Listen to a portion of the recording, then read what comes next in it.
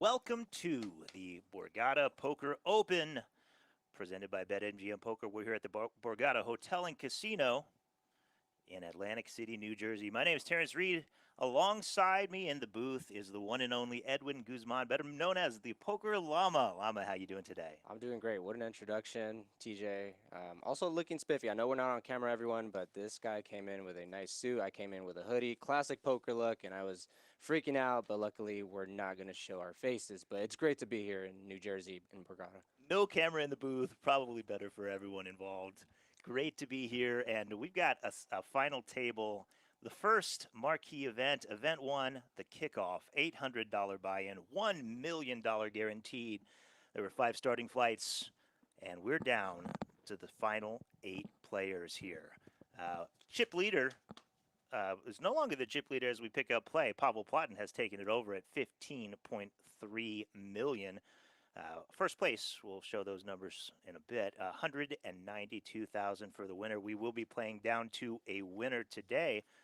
Lama, you played this event too, right? I did. Unfortunately, I made day 2 with 33 bigs. Unfortunately, I busted in 180th place for about $1,800. So not bad for an $800 buy-in, especially when you're in for one bullet. But yeah, it was a great event to experience, and I think I've seen some of these guys. I don't think I've played with them. They were at my table, but yeah, it's good to see the deep run here for these players. Speaking of great return on investment for 800 bucks. First place, there's the numbers, 192,000. Eighth place locked up, 18K. So we do have some pay jumps in play. We'll get some audio here of the players as our tournament director gets ready to kick things off. How's it feel to, $800 in play and you bag and you know that, $1 million is guaranteed in the prize pool? Somebody's going to come home with a big chunk of change. When you come back on day 2 with a shot at that money, what's going through your head? Are you thinking about getting to this final table? For this specific event, I was just happy to bag day 2, to be honest. As you know, variance can be really high, and um, I honestly was thinking about final table. Sometimes I have a glimpse, a vision, a dream, if you will, that I'm final tabling and I'm potentially heads up, 1 million guaranteed. But I was just happy to bag and cash, honestly, for this event. Well, action is underway here. We're at the 200, 400,000 level, 400,000 big blind ante. Chip leader currently, Paul Plotkin with 15.3 million. So he's sitting comfortably at the top of the counts. Mostly locals at this final table, and when I say locals, between New York, New Jersey, Philadelphia area, although there is one player from Mississippi, so this money's staying in the local economy likely one way or another. Yeah, being from Vegas myself, it's interesting and really good for these players to see that all the locals are crushing it here. Um, no Vegas guys at the table, if you will, TJ. No Vegas guys, no headphones. We got one bucket hat, and players are ready to kick off the action. You know, what was funny is when I was playing with some of these players, in good spirit, of course, you have some of these players saying things like, no one wants a pro, no one wants a quiet table, and everyone's just laughing, asking how their kids are. John meets Phil after seeing him for 2 years, and everyone's reuniting. It's just great energy out here. These players, it gets wild. Family atmosphere, you would say, at the Borgata? Exactly, exactly. All right, that's an entertaining family you must have. We saw the chip counts there. Chip leader just sitting with about 38 big blinds, short stack.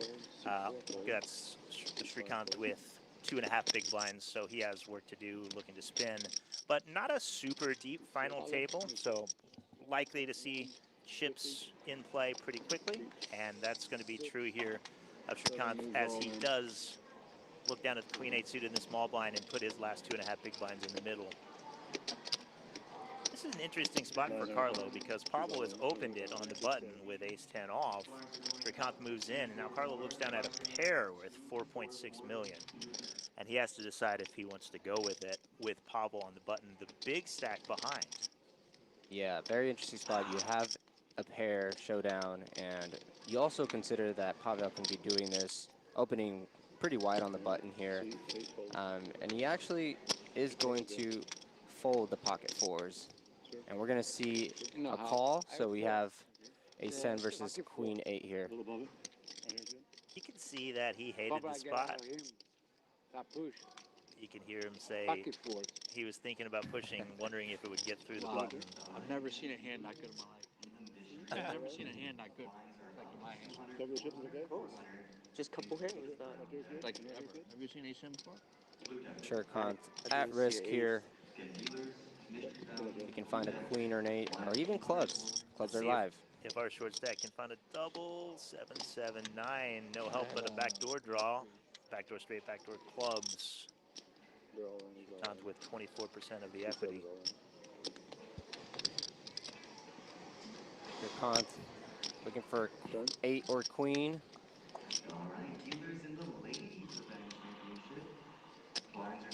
A 9, no help, although it does bring some opportunities.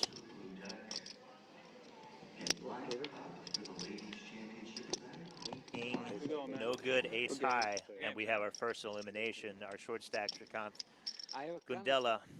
$18,582 for Shrikant. Not bad, not a bad payday for $800 buy-in. I know, you told me. Man, Shrikant from Albany, New York. He's a software engineer, not a pro player, but certainly showcased his skills as he took down the first elimination here at the final table. Makes almost 20K for his efforts. Congratulations, Shrikant. I know probably had dreams of spinning it up today, but that's a great run. And now the other short stacks at the table are freed up a little bit without worrying about busting before him. It's always a good feeling deep down inside when you make a pay jump, TJ. You know, you're wishing the player luck, but then you're not. You know, the classic good luck, and then fist bumps for the pay jump. Good luck, but not really. Oh, first premium of the final table. Travis wakes up with Pocket Kings under the gun on 4.6 million. Praises, 800,000. So he's only got 11.5 big blinds. He chooses to put in 2 of them. A lot of people think that when you're sub 15 bigs, you just have to play a shove or fold, but that's obviously not the case. And here, makes it 800K from under the gun. Oh boy. Dhaval wakes up with an actual hand. Pocket 6s, looking better than those pocket 4s earlier. And maybe he's thinking about actually playing his hand here. Well, Pablo's the one that had ace-10 against the queen-8 a second ago on the button. So what's really interesting here is he's the chip leader, and it's always interesting to see how a chip leader comes into a final table. How much pressure is he going to put on the shorter stacks? How aggressive is he going to play? So really moving in there was an option, although we know that would have never worked. And especially against an under-the-gun raise, somebody off of 11 bigs opens from under the gun. That's a pretty strong range. So good job by Pablo not putting on the unbridled aggression there. Brendan getting a price here to defend his big blind with queen-8 of spades. Not bad for a big blind defend there. We'll see a flop. C1. And this could be trouble for Brendan as he makes top pair. Travis with the beautiful overpair on a disconnected board, although clubs are out there. We'll see how he handles it. Look at this. Checks it over to him from Brendan.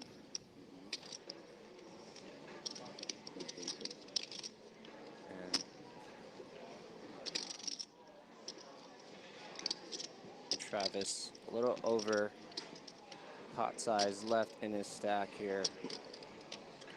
Probably thinking about how do I get paid and how do I get a full double up here. Good. 1,100,000. That's a third pot here. 1,100,000. Leaving himself with about 5 bigs left.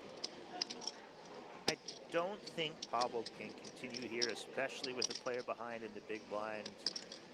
This range looks so strong from Travis. Betting into 2 players after opening under the gun on the queen high board. I think this was a spot to set mine and set mine alone, but we'll see. He may feel differently. Yeah, he knows Travis is super strong here. Good fold.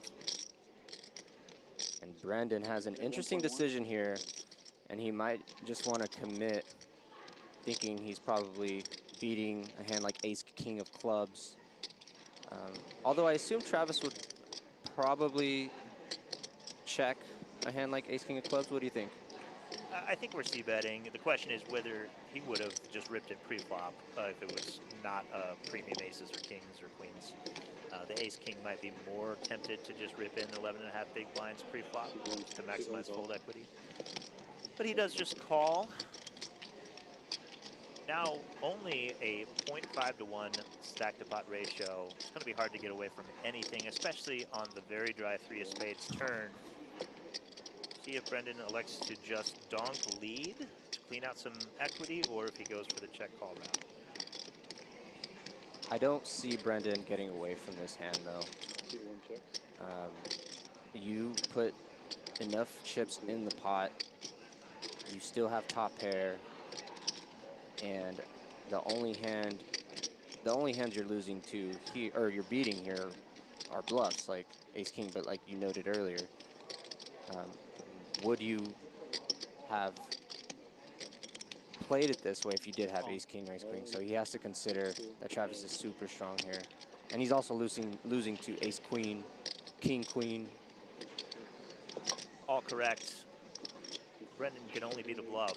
How often is Travis bluffing from under the gun into 2 players with pay jumps in play, knowing he really only has a half pot bet here, doesn't have a ton of fold equity, doesn't expect to get Brendan off a very strong hand, and he's still betting. First tough decision of the day, Brendan is going to be in the tank on this one. 2.7? 2.8. 2.8. Brendan came in as second in the counts with just over 13 million. He's not a professional player, although he came in with a big stack today, has about 35K in earnings. He's from Cranberry Township, Pennsylvania, and he does not want to give up this many chips by making the wrong decision. On the other side of the coin, Travis, much more experienced. In fact, won the 2016 Borgata Fall Poker Open in 2016, so 8 years ago. Good bet. And he'll get that one through. That's a good fold by Brendan, and I'm sure he evaluated and came to the conclusion that we were all thinking. Under the gun, open, bet, all in. Travis is super strong there, and you're losing to a lot of overpairs, but also better hands that have you outkicked.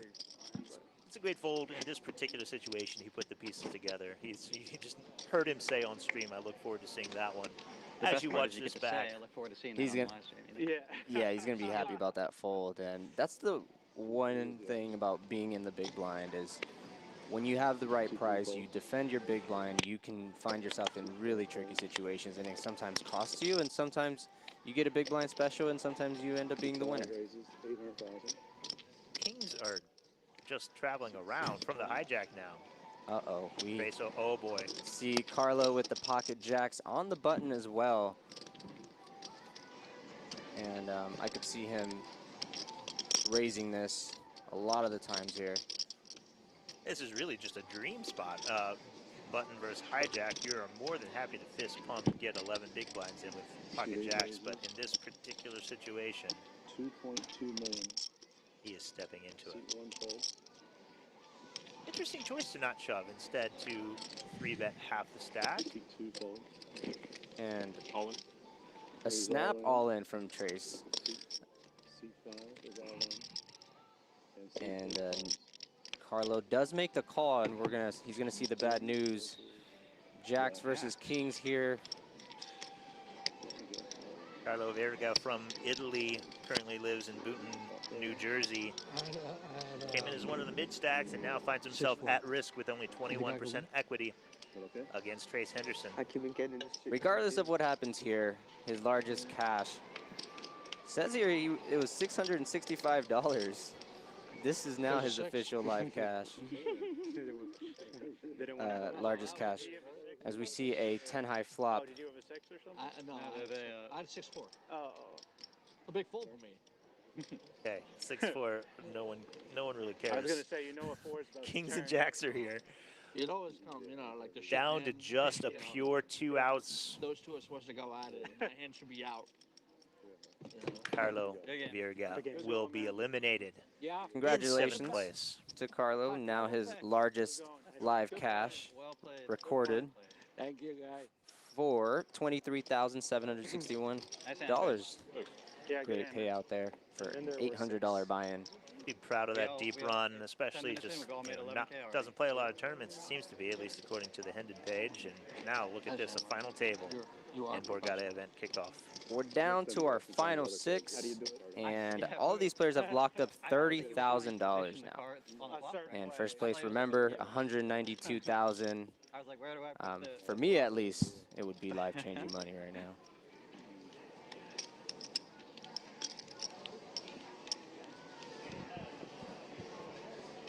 Actions on C4. Down to 6, and notice that there are 1,000,000 chips in play before the cards are even dealt. Just premiums every hand at this final table. My goodness, Trace now wakes up with ace-king suited. Against an open from Dhaval with the ace-5 suited. Imagine a 3-bet is incoming. These are 2 of the biggest stacks in play. Yeah, with a hand like ace-5 of diamonds, my question to you is, C5 raises. I know what you're going to ask. yeah, fold or raise. You don't just call there, I assume. Yeah, so the ace-5 is a perfectly fine open, playing 6-handed from under the gun. Absolutely. The question is it a 4-bet bluff in Dhaval's mind? And as a big stack, that's risking a lot with these payouts in play. We'll see if he feels differently. Trace does 3 bets, the first to open, and then a 3-bet where there's still plenty of chips behind because 2 big stacks are going at it. We'll see. But first, we have Guan with the ace-3 suited in big blind. Sorry to skip over him. He does let it go with all this action in front. Yeah, nice. Ace-5 suited. Landon Tice would call this the cat jam. I think he just asked, would you fold if I go all in? Which, can't do that.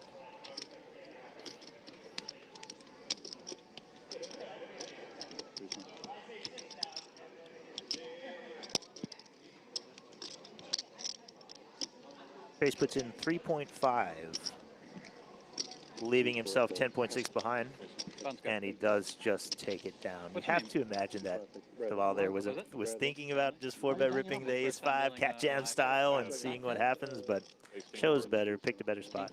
Yeah. Good fold. These are easy to flick. Look at that, just get some honesty. He told him what he 3-bet him with.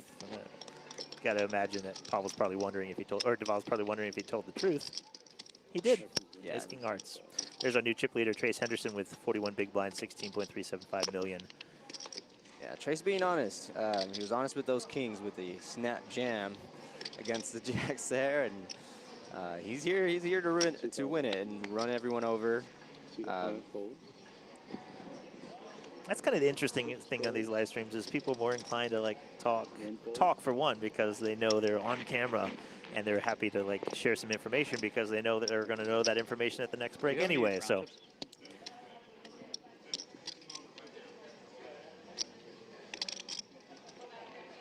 Action folds to Travis on the button. Yeah, you want to think about it for a while. You're on the button. Sometimes you can be stealing the blinds here in position, playing the button, but a hand like Queen 4 offsuit, I think, is not something you want to be opening with there. Guan off of 16 big blinds with the Jack-9 suited. Interesting spot. Oh, it is tempting to put this in. Dhaval has to fold a lot of his hands.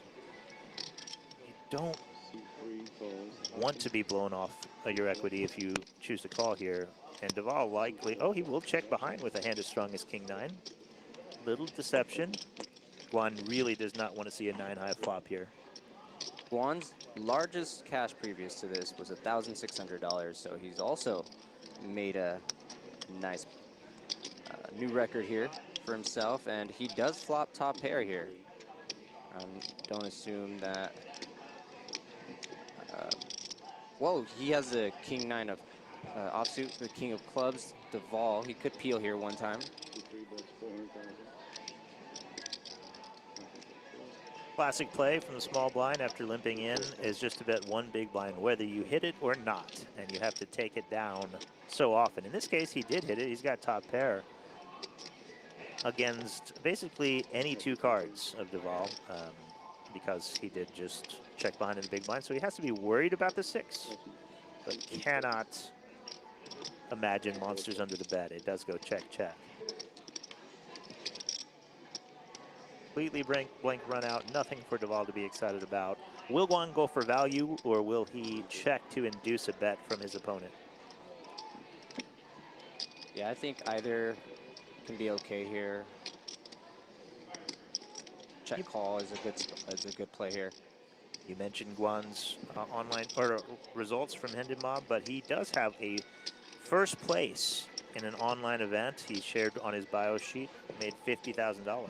Oh, so he's experienced in the online streets. Looks like he's taking his skills to the live felt now.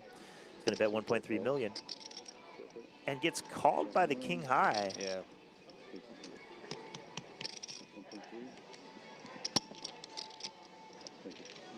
Picks up a nice little pot. Gutsy call by the king high. I don't think Guan probably expected to get called by king high. Maybe ace high with that bet, with the way it went check, check on the turn. That's probably what Dhaval's thinking. Well, would he really check a jack or a 6 there? And if not, probably raises all his aces. Pre-flop, maybe my king high is good. Not this time. Good play.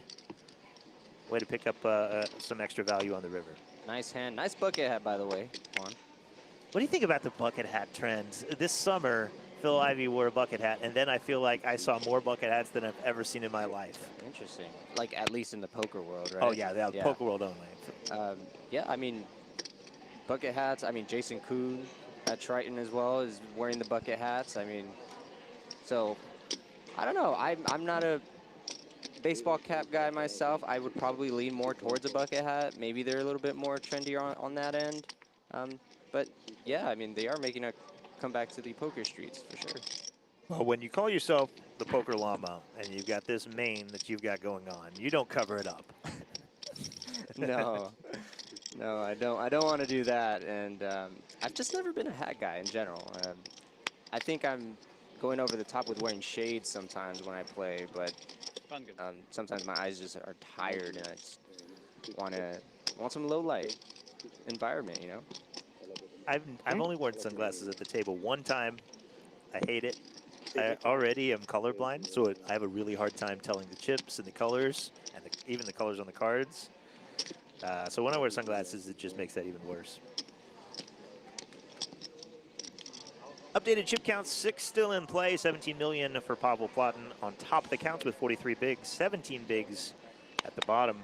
So still quite a bit of play left now that 2 players have exited. We don't have super short stacks. See a little bit more post-flop play. 2 calls.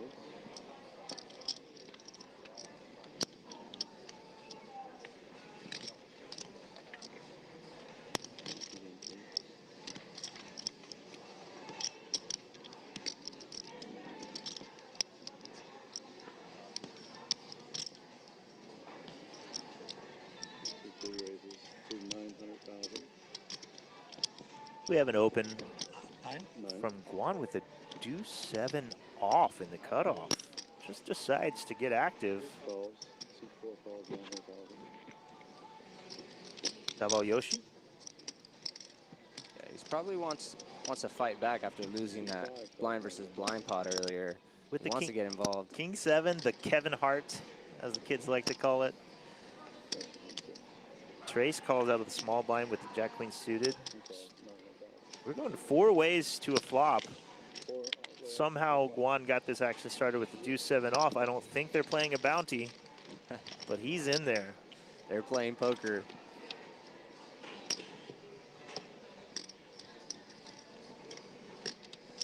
This flop misses everybody.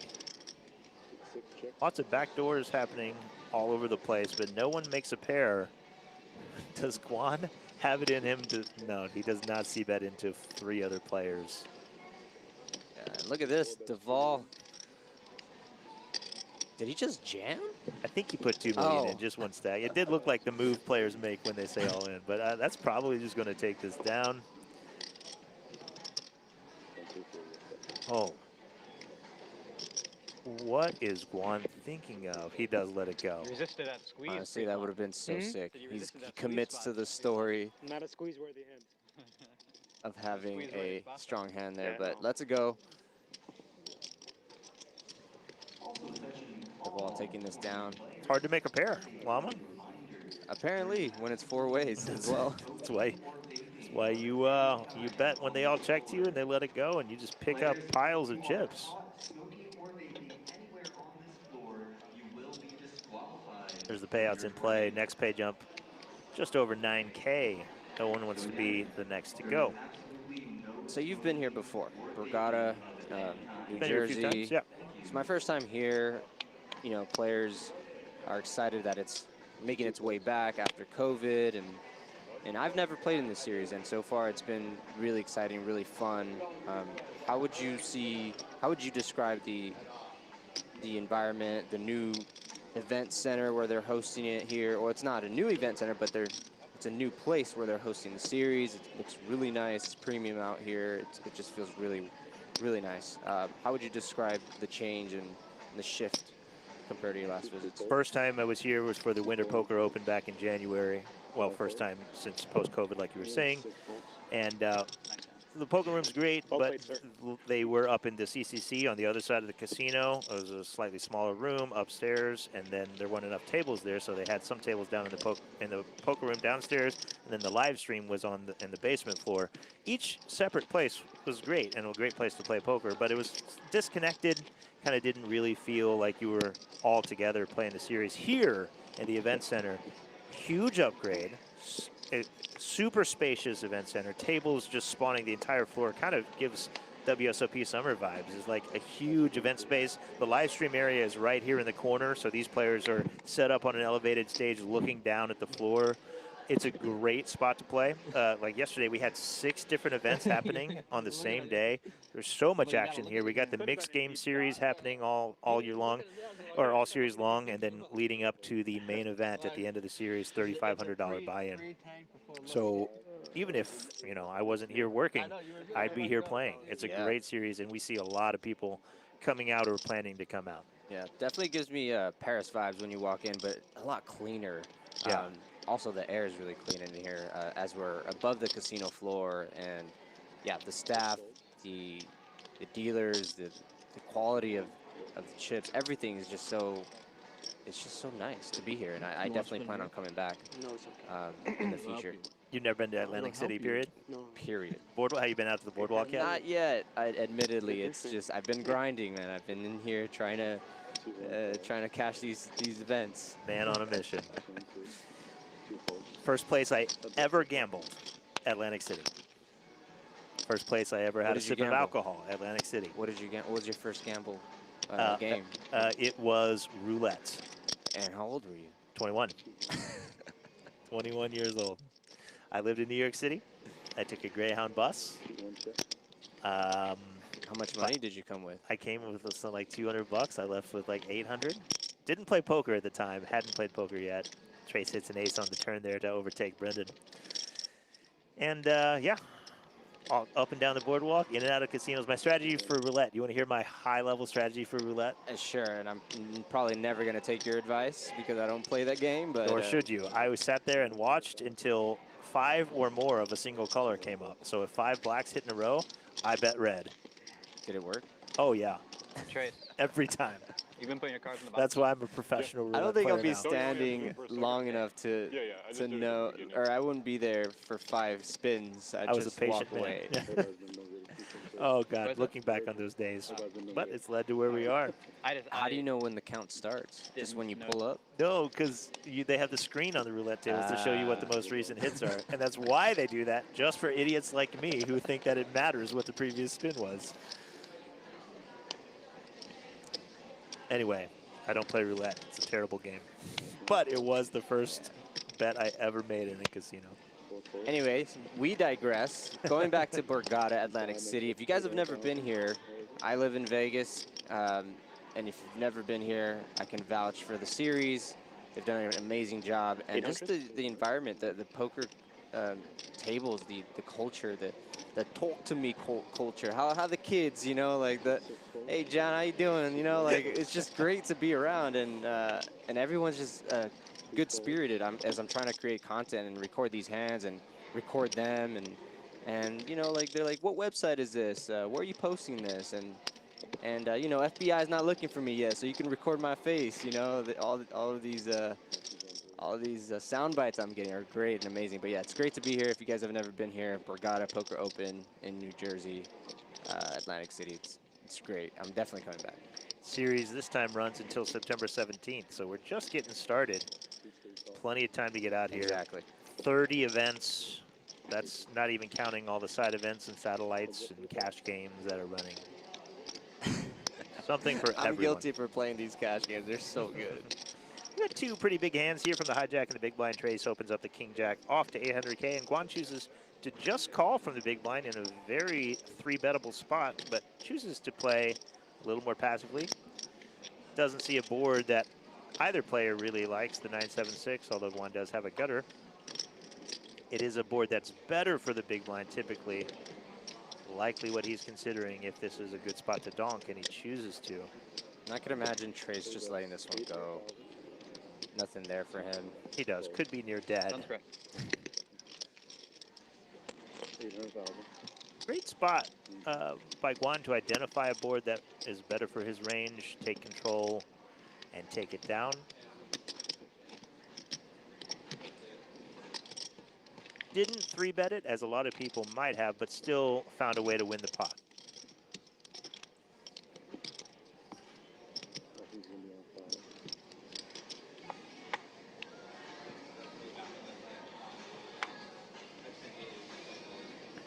Updated chip counts. Pablo's still on top, barely. Trace right behind him, both with 39 bigs, and Travis is down at the bottom with 15 big blinds, looking for a spot.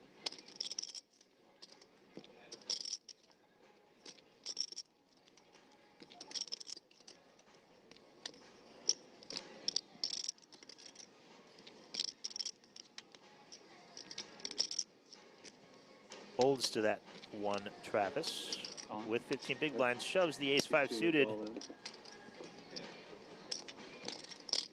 Oh, Dhaval's going to have a decision in the big blind. Yeah, it's half his stack. Now over half his stack. He's got king-queen suited. This is a legitimate decision here. Yeah, it's half your stack. It's a premium hand. It's great looking. You could still be flipping against maybe a pair like pocket sevens, pocket eights. They'd probably be doing this. He does have to put it in. Water and a cup of ice. Cup of ice. Travis can be shoving all pocket pairs, king jack, queen 10, all aces. You got what? Ace-5 and queen-king suited here. He's happy to see he's not dominated.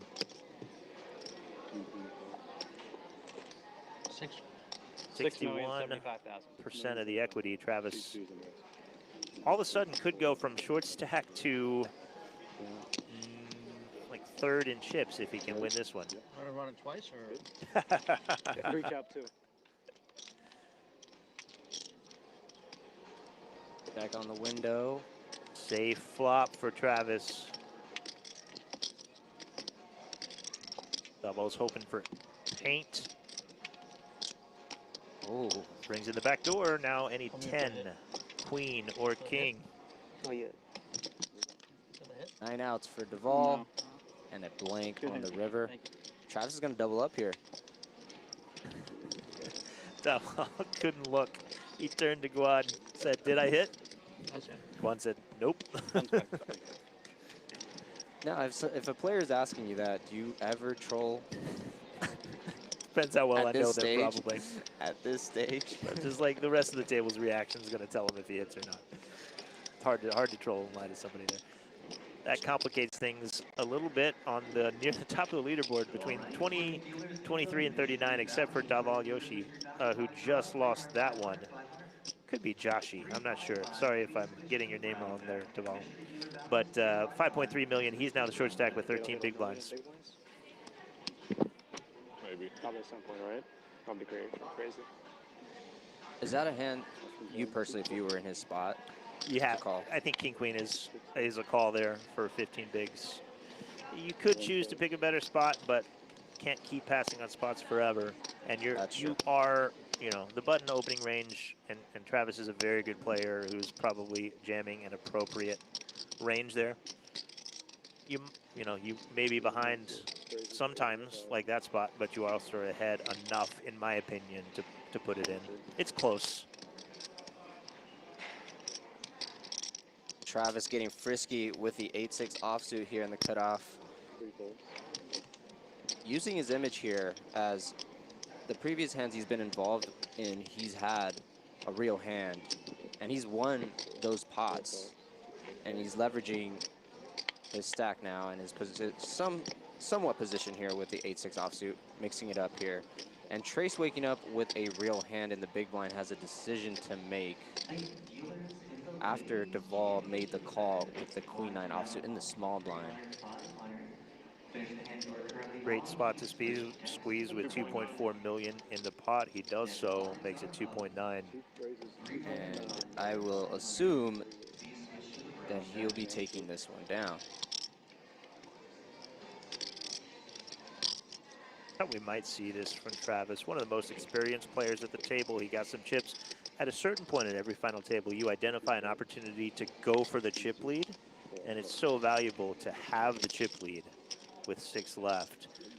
So we might see him turn up the aggression in these spots that other people might not open, like a 6-8 off from the cutoff there, but he got a double, chip lead in sight, starts to play a little more aggressively at what he might perceive to be a passive table, but does run into a great squeeze spot there. Chip count Gets update punished. here, and Trace with 43 bigs, 17 million up top. 17 million as chip leader. It's me. Yep. We saw Dhaval Yoshi there put in a call from the small blind with Queen-9 off of a short stack. Probably don't want to be bleeding chips as the short stack right now, and just really give your chance to win as many pots as possible when you choose to put chips in. So the call fold to the 3-bet squeeze is kind of the worst case scenario. He lost he lost 1 big blind of his short stack without having a chance to see a flop. So we'll see if that passive play continues from him, or if he identifies the need to turn up the aggression at this point. Yeah, and Travis waking up with ace-king of clubs here, recognizing that Brendan has a real hand he's opening with in under the gun. And Travis is on a small heater here. Besides that last hand, as you said, he was mixing it up, but now he actually has a real hand, and he's definitely going to be raising here. Question is, how much? It's really interesting as a middling stack. Brendan sitting around 10 million, not one of the biggest, not one of the smallest. You can put a lot of pressure on a player in that particular position because busting is a travesty. So Travis doesn't have to have a premium to make this play, but it looks so strong. And you're really putting Brendan to a decision for all of his chips by making this 3-bet. It's really hard to continue. If you get 4-bet jammed on, you can happily call with the ace-king.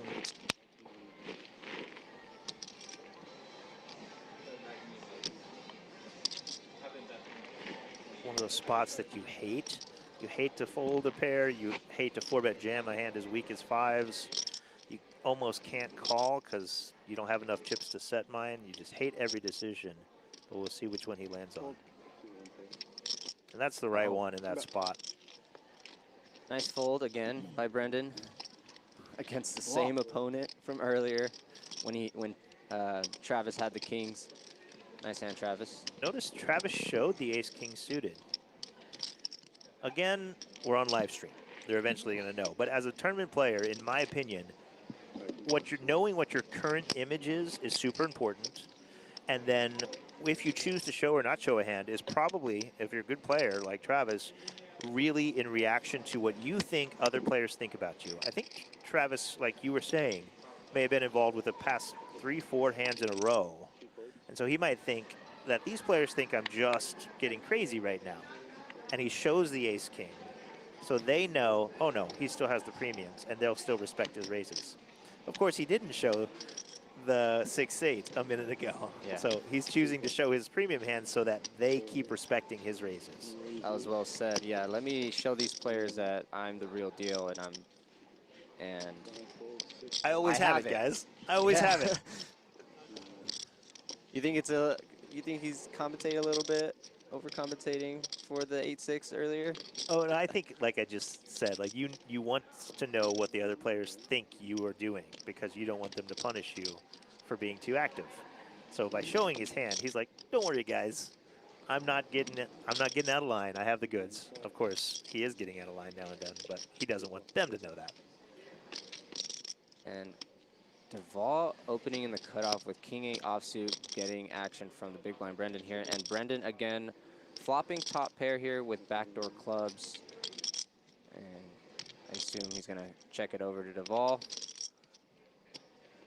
This is another spot for Dhaval where if you choose to play it, probably just needs to be a rip with 10 big blinds from the cutoff.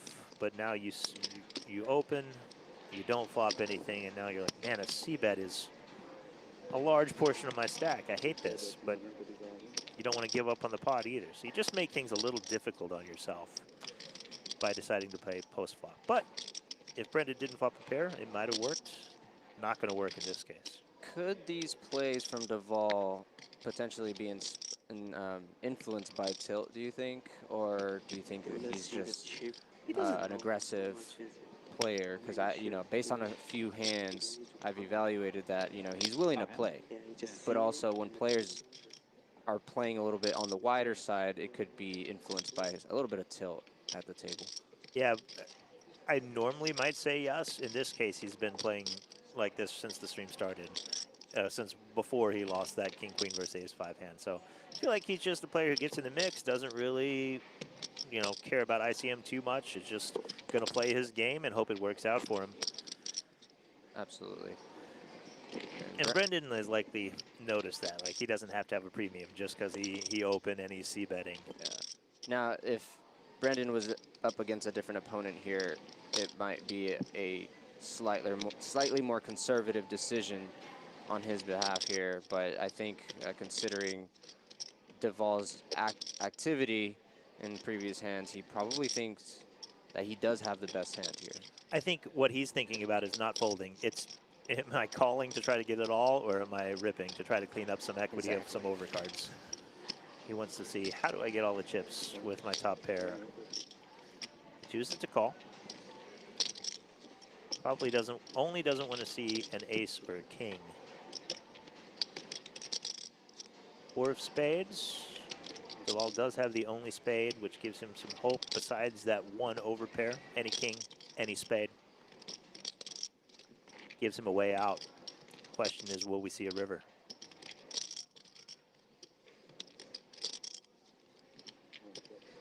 Yeah, and Dhaval's put himself in a tough spot as he doesn't have fold equity here. And he is going to check, yeah. Nine of clubs is safe for Brendan's top pair. Once Dhaval checks back the turn, Brendan might feel even better about his queen. Although Dhaval can still have some strong hands, like overpairs with a spade that chooses to just check back and call all rivers. And Brendan's probably thinking, what's going to pay me here if I do have the best hand? 1 million? 1 million. He bets only 1 million. Probably trying to get a crying call from 8s, 10s, jacks, ace-9, those kind of hands. Yeah. Nice hand, Brendan. That's going to put Dhaval Joshi in even more danger zone. He's sitting on about 6, just over 6 big blinds. And likely the next hand he plays, he will be all in.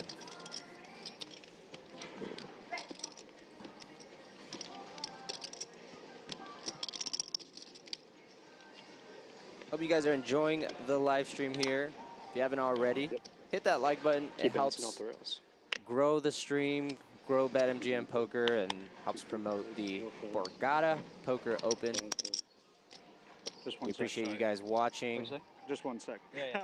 And this I don't even. this like action is only getting started. Yeah. I mean, Sweating based on the emotionally. hands we've seen, we're gonna see these players get into the mix for sure. Dhaval there, who's our short stack who just played the last couple of hands. Let me You got a 5. tell you an interesting fact about him Oh, that he shared with us. He is self-employed. He owns a manufacturing company here in New Jersey. We asked him what his greatest poker accomplishment was. You know what he said? What do you say? Said making the final table of the tournament. I didn't even know I bagged chips in day one because I was blacked out. I had to ask the floor if I was still in. Yeah. And Right off the bat, right? that's how this game is. You just make final table. Now you're on stream, and you have already locked up 30K, $800 buy-in. You know. Didn't even, he was blacked out on day one, and here he is at the final table. Big sports guy. Shout out, he loves the Giants and the Yankees, as so many people do up here. Plays baseball, football, basketball, golf, and apparently poker. Yeah, and good for him. Congratulations. And speaking of the Yankee, in sports in general out here, it's interesting to hear the banter between players or even the dealers, right? Like if the dealer gives a player a losing hand and the player is wearing a Yankees hat and the dealer's a Mets fan, it just becomes this whole banter thing at the table. I mean, I'm new here, right? Like I've never been around this culture, and it's interesting to see. Anyway, I don't want to get too involved in the whole sports thing, but No, sports are massive here, and we're Yeah. there's so many teams within 3 hours, and there's all these dynamics in play and rivalries that you get in the middle of. NFL football's back. Thursday night, Friday night games this week. Sunday, big slate of games. It's big here. There's a giant sports bar just downstairs on the other side of the casino that has so many screens. Great place to watch a game.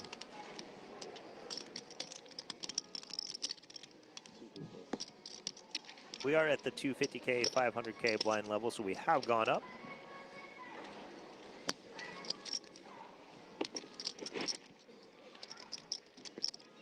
Got some Calvin Harris playing in the background. Yeah, fine. Good. Oh, no, I don't think so. Good. So you landed yesterday or the day before, Day before, and then you played an event yesterday. How was that? that was a mistake. I had an 11-hour flight delay, so I ended up, instead of getting in at 6 p.m., I got here at 6 a.m. the next day. Took a red eye, didn't sleep at all. Maybe got 1 hour, when I got here before I came down, and I played the Deuce to 7 tournament. So mixed games on no sleep, jet lagged. Didn't do well. Not surprised that I was donating, but was happy to take part in the mixed game immediately because I knew I wouldn't be able to today because we're here with the commentating. For some of us non-mixed game players, how would you describe the Deuce to 7 game? If I were to go and register and sit down and you play, have to make the worst hand. You got to be the worst player, which I have a lot of experience at. You just, it's a triple draw game, a limit game. So you discard as many cards as you want 3 times. You bet after every time you do that, and then the worst hand wins. So the worst hand, the reason it's called Deuce to 7 is Deuce 3, 4, 5, 7, because straights and flushes count against you, pairs count against you. So you want to make 7 high. That's the goal. Although Alan Kessler busted yesterday with 7-6, 4-3 deuce against another guy who had 7-5, 4-3 deuce. Oh man, That's what we call number 2 and number 1. A very difficult, it's worse than aces versus kings pre-flop. Wow. Like you just can't get away from that. And Kessler posted something like that. This is the only way I bust a Deuce to 7 tournament. of course he did. That's how they get you. We have action here. Guan with ace deuce of clubs in the big blind is thinking, should I raise this hand? And he does put Brendan, or actually he's going all in. He's going for it. He does rip. 14 and a half, or 15 big blinds. We've seen, 17 big blinds. We've seen several spots where people have a squeeze opportunity just like this. They have a potential candidate to do it, and they've hesitated to do so, or they've chosen the passive route. Not Guan. Not surprising, given he opened Deuce 7 earlier, that he's willing to take the more aggressive route. takes it down with his ace high. Doesn't put himself in a tricky spot by trying to play post flop. Yeah, good candidate. You got have queen 10 through there, huh? blocker you to got a the lot of queen 10 value through. hands, and you still have wheel draws, flush draws if you do get called, you know, hoping to beat a hand like king jack suited, etc. Look at this. Travis on the right immediately tries to get some information. He says, oh, you got the queen 10 through there, huh? I'm not that crazy. I'm not that crazy after shoving. This is something you'll see Ace deuces. like really strong professional players do. They'll ask like a fun question just playing with you. Oh, I got the queen 10 through here. Guarantee you he's trying to get information by asking that question. Trace with the pocket nines. Oh, the pocket nines. They weren't on my side yesterday. Anyway, Guan here with another candidate to potentially 3-bet. 20 big blinds out of the small blind against an under the gun open, but under the gun 6-handed is not as scary. It's equivalent of the low jack at a full ring game. And believe it or not, 20 bigs, jack queen suited from the small blind, totally okay to just jam, but he doesn't, chooses to call. Part of that might be there's somebody with 3 big blinds in the big blind, doesn't want to bust before him. So we'll call, we'll see a flop with a hand that can realize a lot of equity post.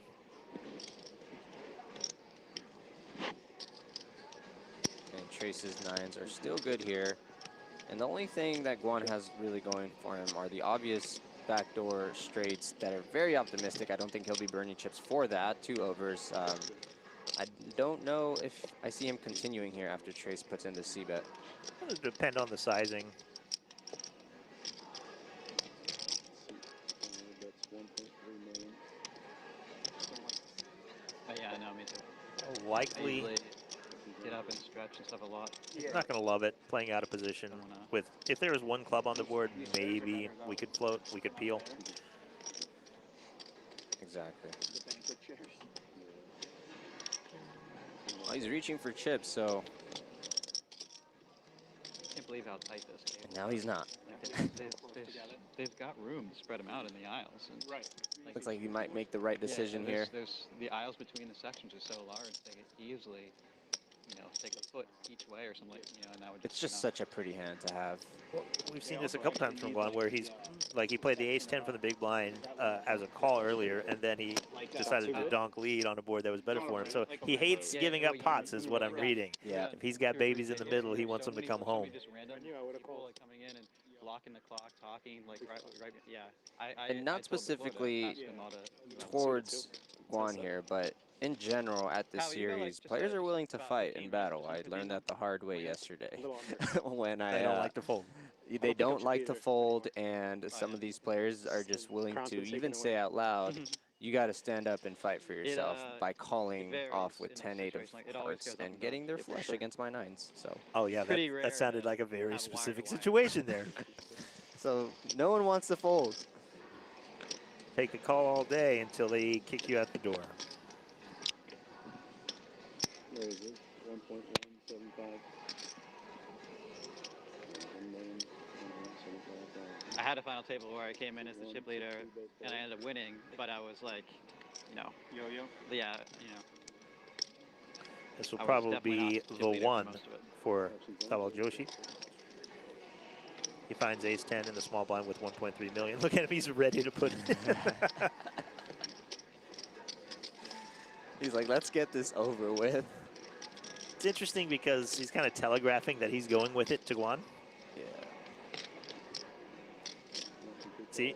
Yeah. Was not a bluff. I'm putting it in.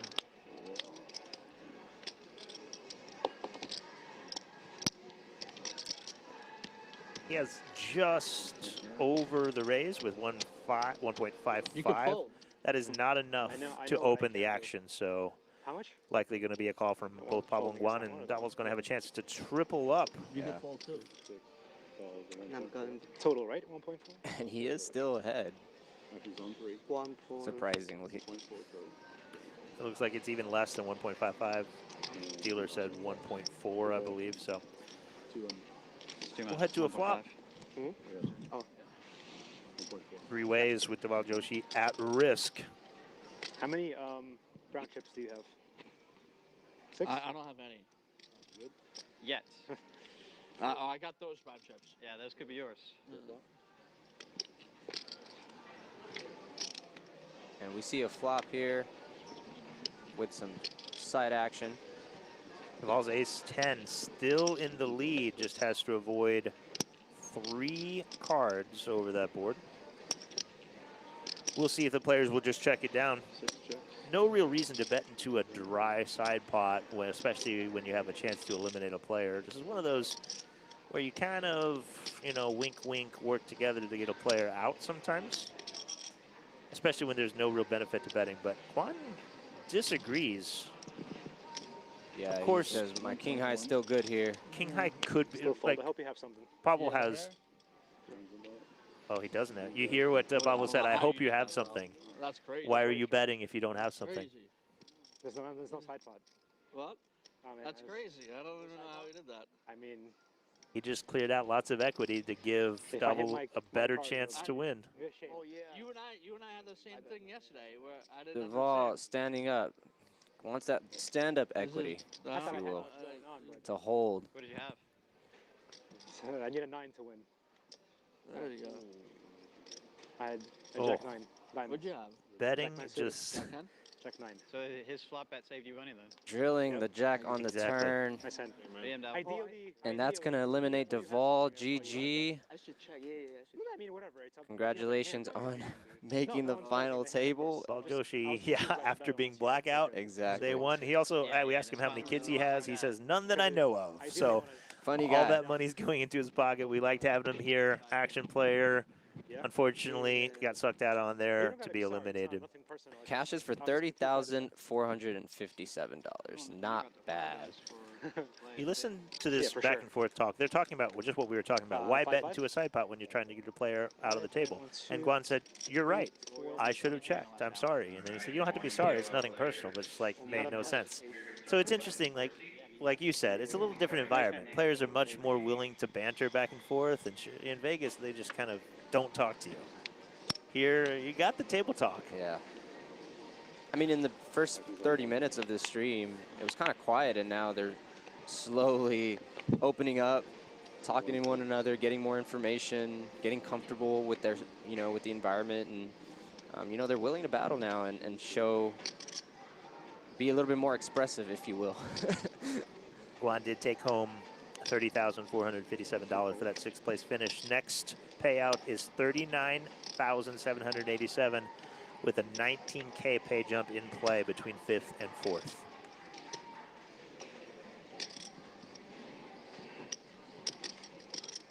Yeah, these pay jumps are getting a little wider now, and perhaps we might see a little less, burning of the chips, if you will, because these players do have to consider the pay jumps in ICM, and I think ICM pressure now is going to be more involved. Relative to their play styles, I would think that Guan, among all these players, is one of those players that's willing to, get in the mix and battle for those pots and maybe have some untraditional, plays, whereas some of these players are a little bit more willing to make the correct folds and just wait for a better spot. Been a pleasure, bud. Thank you. Thank you. Quick dealer change here. Shout out to the dealers who've been really friendly and working really hard, and all around just great energy.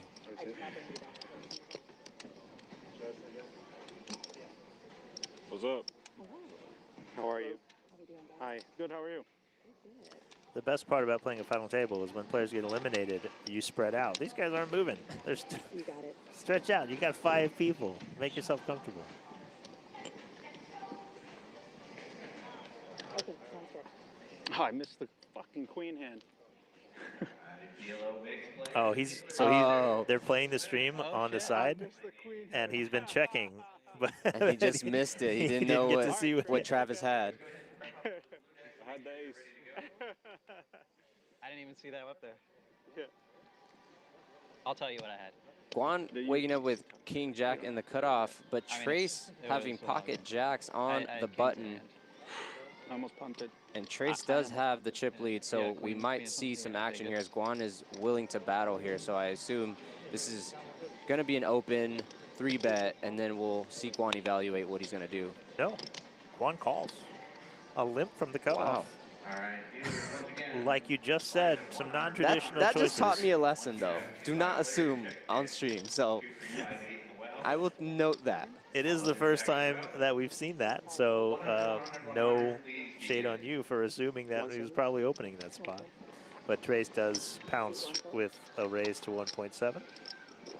We'll see what Guan's plan was, because very often when you limp, you're getting raised, and he did so to play a pot. Jesus, we can like learn from. Half-hour delay, yeah. Guan hoping to see a king on the flop. Pretty dry board. Good board for Trace. It's like, damn, I should have known, right? Limp calls out of position, doesn't flop a pair. Trace with a beautiful 9-high disconnected dry board with an overpair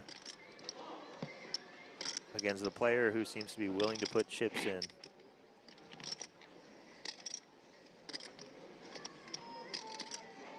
What kind of sizing does he go with 4.6 in the middle?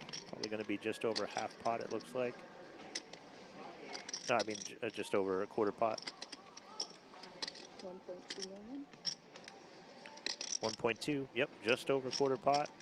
Beautiful sizing, small, keeps a wide range of your opponent's hands in.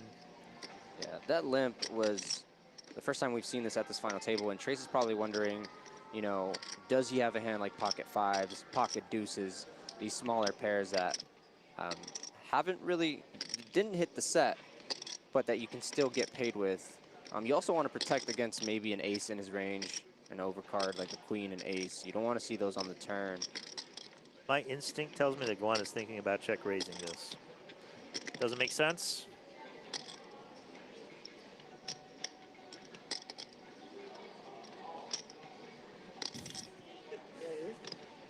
Check raise comes from Guan 2.7 million. to 2.7. Guan is here to play, ladies and gentlemen. This is what I mentioned earlier. Among all these players, he's definitely willing to get in the mix. And unfortunate for him, Trace here has a real hand. But Trace does call, as he does have to trace carefully. Like we said, he could have been limping with a small pair like 3s or 4s that now have a set. Trace thought for all of 3 seconds. He's never folding. No. Interesting turn for Trace here. What that does typically tell you, if Guan's picking a live tell guy, is this guy doesn't have a massive hand, like a set or something. Because if he had a set, he would probably consider his options more. So he has a hand that he's never folding and happy to call. What is that? It's usually an overpair. 100%. So he's kind of telegraphing to Guan, I have an overpair. I'm not folding. Do what you got to do. And I think Guan here now is contemplating, do I continue telling this story, which it seems like he is, and the story he's telling, of course, can be limp 2 pair, like 3-4 suited, a set of 4s, and even this turn is very interesting because it does hit a semi-bluff hand like 5-6 that now has a straight. So Trace isn't really loving this, but like you said, I don't think I can ever fold in his spot.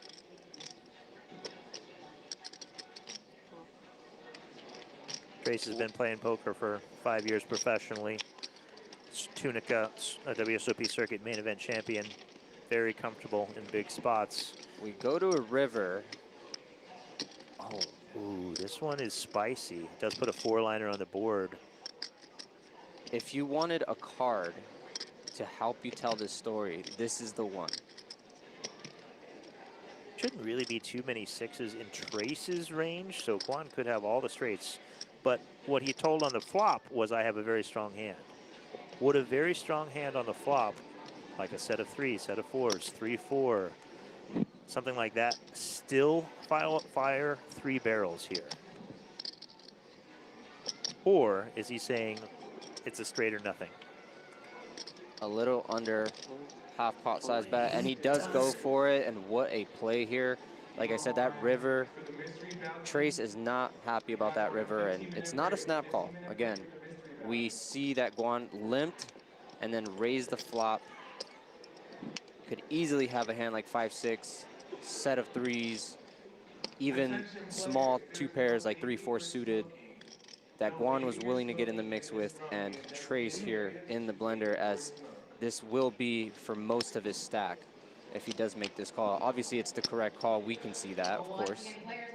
For a good player like Trace, you're trying to break down the hand, and unfortunately, this hand starts with a limp in the cutoff, which just throws his computer brain into robot. Like, it doesn't make sense. Nothing about this hand makes sense.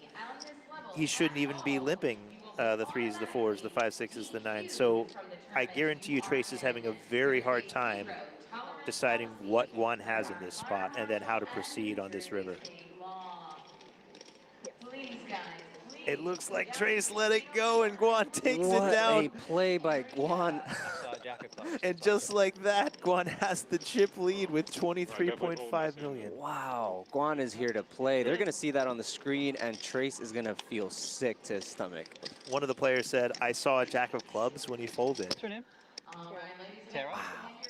And then Trace said, I definitely folded the best hand then. That was street poker. That was, it threw me off when I assumed that he would open with the king jack off, and he limped, and here we are. Just felt like we 15 said minutes later. earlier, he pre-flop does weird things and then hates giving up on pots, which is why I said I think a check raise is coming here. It's the only way he can find a way to win this hand. All of a sudden, he puts his own tournament life at risk. But hey, he's got the guts to go for it. So it might not make the most sense as far as the other players think, but he's got all the chips now. He said, this is about the will, not the skill in this position. Not afraid to bust. Come and get it.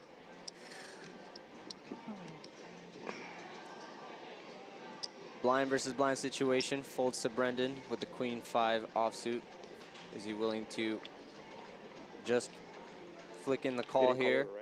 No, Or just throw the hand away and let Travis walk? I folded jacks. I figured like queens or jacks, some kind of range there. Wow, Guan told him based on that last hand. I thought you had queens or jacks kind of range. Yeah, he knew exactly that what Trace was going to have. Felt like an overpair, as you stated. If your opponent's calling your raise on the flop on a 9-high board, that's pretty dry and hits your limping range, I guess. Goodness. But that, like I said, the turn 7, river 5 is exactly what you want to see if you're telling that story for Guan. Nice hand. Travis did get the walk here. No need to get involved in some weird action with queen 5 offsuit from Brendan. Sometimes you just have to let it go and find a better spot. Especially being last in chips here with 9 million, Brendan. It is now very interesting because the bottom 4 players, you have Guan, who has double anyone else, and the other 4 players are pretty much all there. So ICM now is even more important. You don't want to be the next to bust, but all 4 of these players are looking to get some chips. But Guan, if he turns the aggression up even more than he had, can just run these guys over and accumulate chips. And I would go with that he will be leveraging his stack and continue his play style. I don't see him slowing down. But something tells me these good players on his left and his right, Travis and Trace, are not going to believe him very often. Well, when they see that hand on the stream and, after the delay on the screen pops up, it's going to be valuable information. But it might help Guan with his image. Like you said, a good player understands his image at the table. And if you know that by now your image is wild, you're willing to play, and that can get you paid later when you do have the nuts, If you make the hands. Exactly. First blind versus blind battle between Travis and Guan. Travis looks at the beautiful king-queen off, a monster in this situation.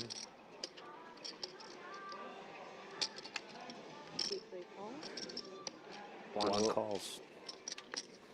You beat me to it. Guan calls. Will defend with queen 9. A queen would be interesting here. Dominated queen. We instead see an 8-high flop. Both players miss. We know what Guan likes to do on these types of boards, though. So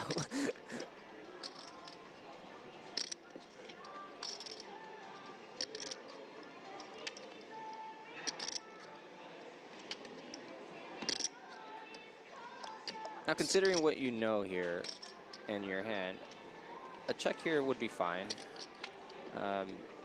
What I know is Guan has a wide range, and it's hard to make a pair. So I'm probably putting out a small c-bet just to get him to fold the majority of his range. Okay, 1.3 million. that makes sense. King high is often still the best hand. You just need him, like his 5-6s, his jack 10s, his 4-7s, like whatever it might be. Like you want all those hands to fold just because you know. King high is going to be. You don't want to go. You don't want to go check check, and then he turns top pair, and he's never folding. So this way, you just get to take the pot down, and you keep control of the pot.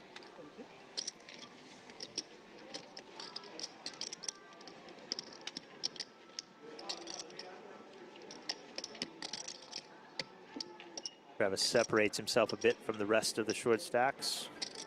Guan's still on top at the 500K big blind level. He's got 43 bigs. You see the standings right there on top. Brendan Mahoney with 20 bigs.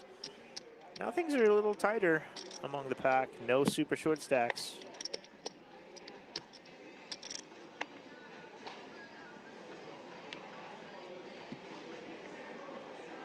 Actions on 3-5. And I just want to mention, Paul's been on the quiet side. We haven't seen a ton of action of him lately. A fun fact for occupation. He's from Brooklyn, New York, and says luxury travel is his occupation. And yeah, So it sounds like he's living the life. I have so many questions. His biggest poker accomplishment was the first place in the Borgata Bounty.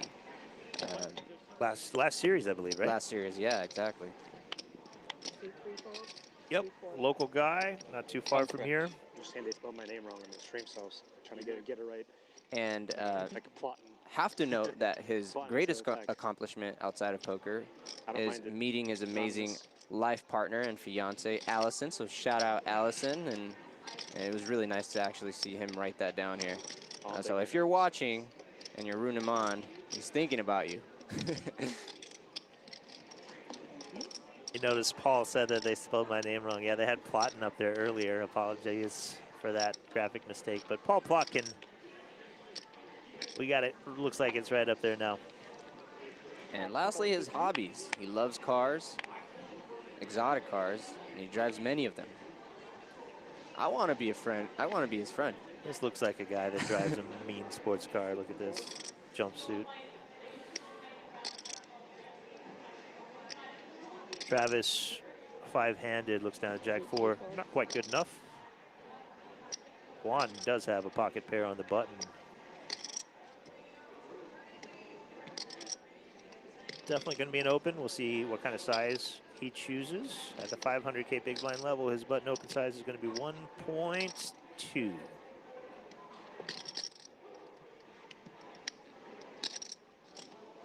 raises 1.1 million. 1.1. You saw he put one white chip back right before he put it in. 1.1. Two decent hands here in the blinds.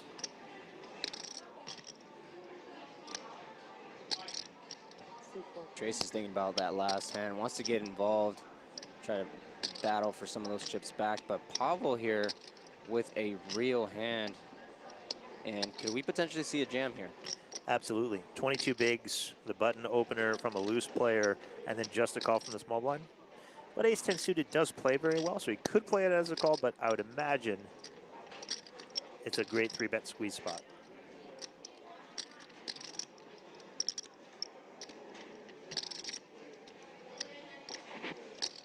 And he does put in the raise. C5 raises 3.8 million.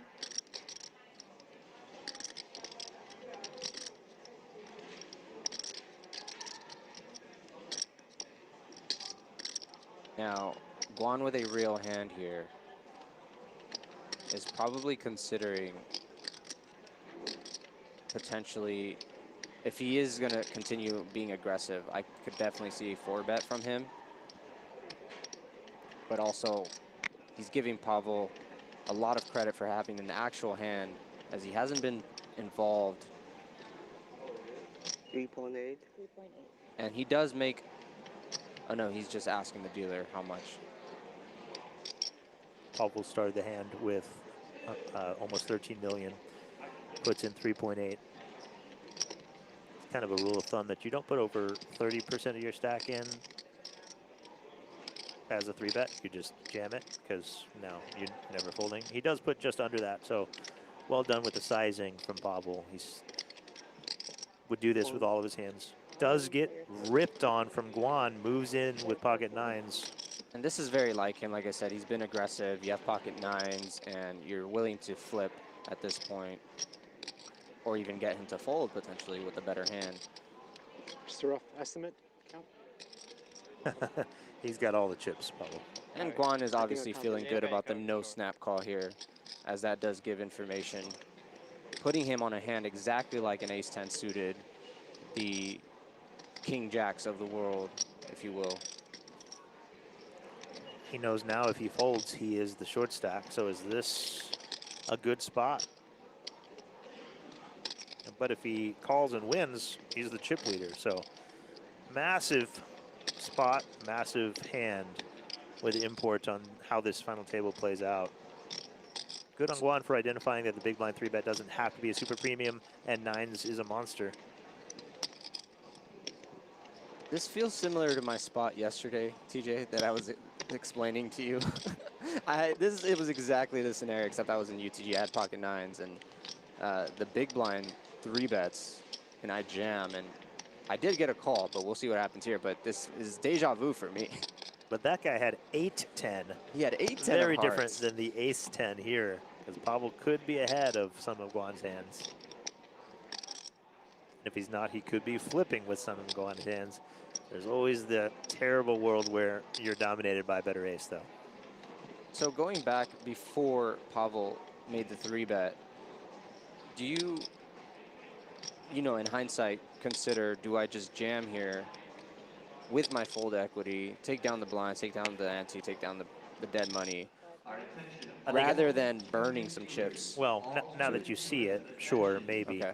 But I like either a 3-bet or a jam. Both are fine. If Okay. you're going to 3-bet, his sizing's perfect.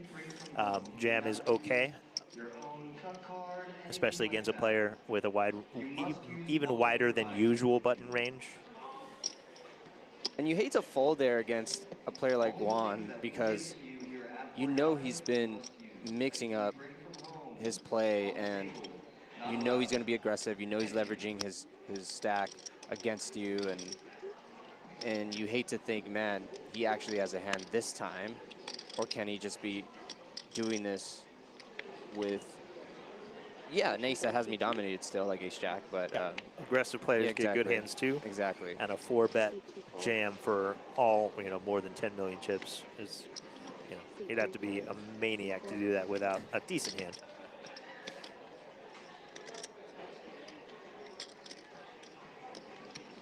Pavel's definitely going to watch that one on stream, I guarantee that one. Now, look at this. Moves all in with the queen 8 off from the big blind. Yep, I mean, blind versus blind, this is a good candidate to do it with. Brendan has to in. fold. Yeah. That's the power of moving in 17 bigs, blind versus blind, is you just get so many folds and you pick up 2.5 bigs. Got some of that back from the last hand.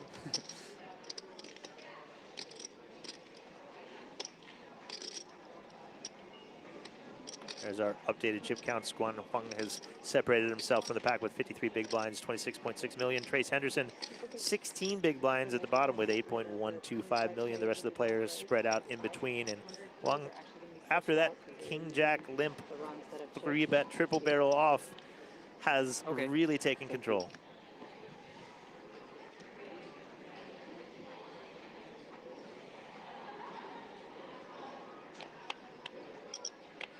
And we see Guan here looking sharp in that bucket hat, and after pulling off that bluff earlier, you're just feeling good about yourself right now. You got pocket nines, you 4-bet and get folds, and you're running them over right now. You're feeling good. Sometimes everything goes right. When you want them to fold, they fold. When you want them to call, they call. It's the way final table tournament poker works sometimes. If his opponent just hit the call button with pocket jacks, he's out in fifth, and we're not talking about him. Exactly. Now he's got a large portion of the chips in play and running over the table.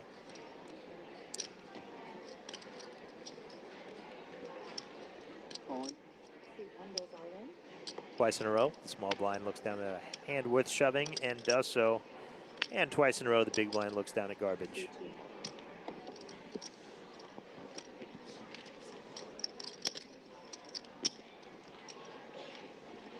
Llama, question for you. Where's home base right now? You based out anywhere, or you live in the nomad life? Yeah. No. I live in Vegas. I live in Henderson, and not ready for the nomad life yet. But no kids. I have 2 cats, and yeah, like I said, playing poker in Vegas, I'm accustomed to the lifestyle, the poker over there, and coming over here was definitely not a shock, I would say. I was definitely surprised, and I definitely want to come back. But yes, Vegas is home. Play most. All right, players, we're coming up on our first 15-minute break of the day. You notice players as they fold will be moving off. We'll look at our updated chip counts before we do so. During that break, we're going to play some promo videos, so hang out. 10-7. Flop 2 pair. And we will be back right after the break. But before that happens, Travis again looks down at ace queen. Shout out John Koo in the chat. John Koo from the opposite coast, Northern California. Grinder from, he plays up at Thunder Valley and Grayton Casinos. Great tournament player. Good to see you, John. Again, Hello, Travis John. raises the ace queen of the small blind, gets a fold, and players are heading on their 15-minute break. We're going to play a promo video here in just a minute, but first we're going to look at our chip counts. Guan Huang on top with 51 big blinds. Trace Henderson down at the bottom with 16 big blinds. Likely going to take a moment to think about a couple of those big hands that Guan played and how they're going to respond to him now that he has the chip lead.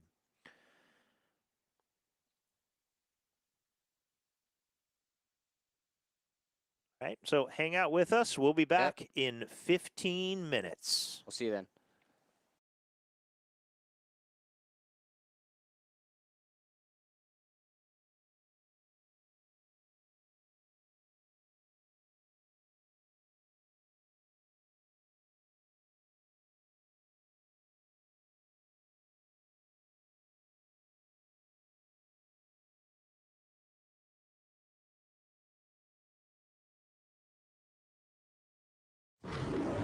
Oh, what's up? You watching the game? Or maybe the one later. Put a little BetMGM action on it now. Any game becomes the game. When you got overs and unders, you're in it every time they throw the ball, kick the ball, dribble the ball. Maybe it's not even a ball. Who needs a ball? Now that bet's got you watching every inning, half, round, period, set, hold, a lap. Right from the edge of your seat.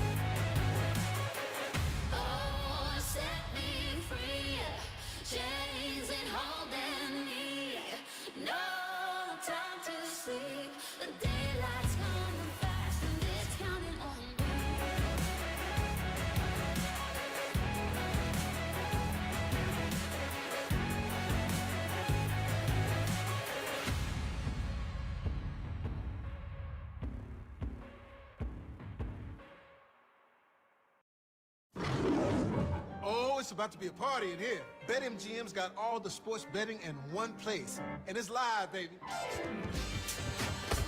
Woo! We're placing money lines in real time.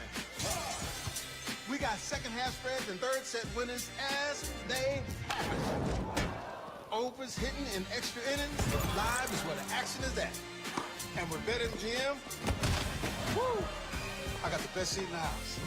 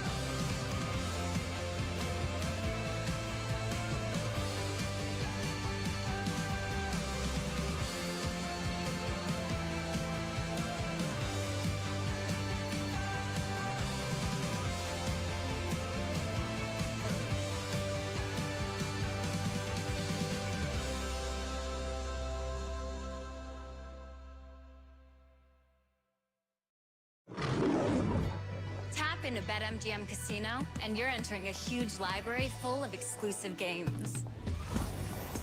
Games you won't find anywhere else. Looking for jackpots? Right this way. You'll always find someone ready to give you a hand. Or some dice. Your favorite game is waiting for you. On America's #1 online casino. Oh, what's up?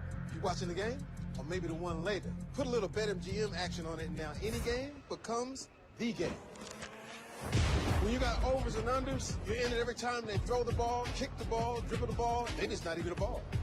Who needs a ball? Now that bet's got you watching every inning, half, round, period, set, hole, a lap. Right from the edge of your seat.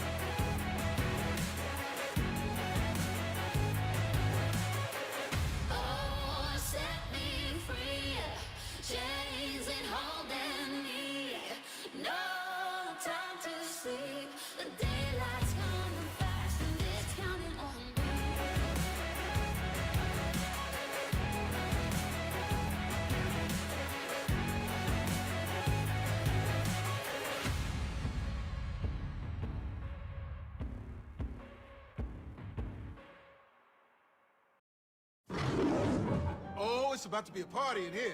BetMGM's got all the sports betting in one place. And it's live, baby. Woo! We're placing money lines in real time. We got second half spreads and third set winners as they happen. Overs hitting in extra innings. Live is where the action is at. And with BetMGM, woo! I got the best seat in the house.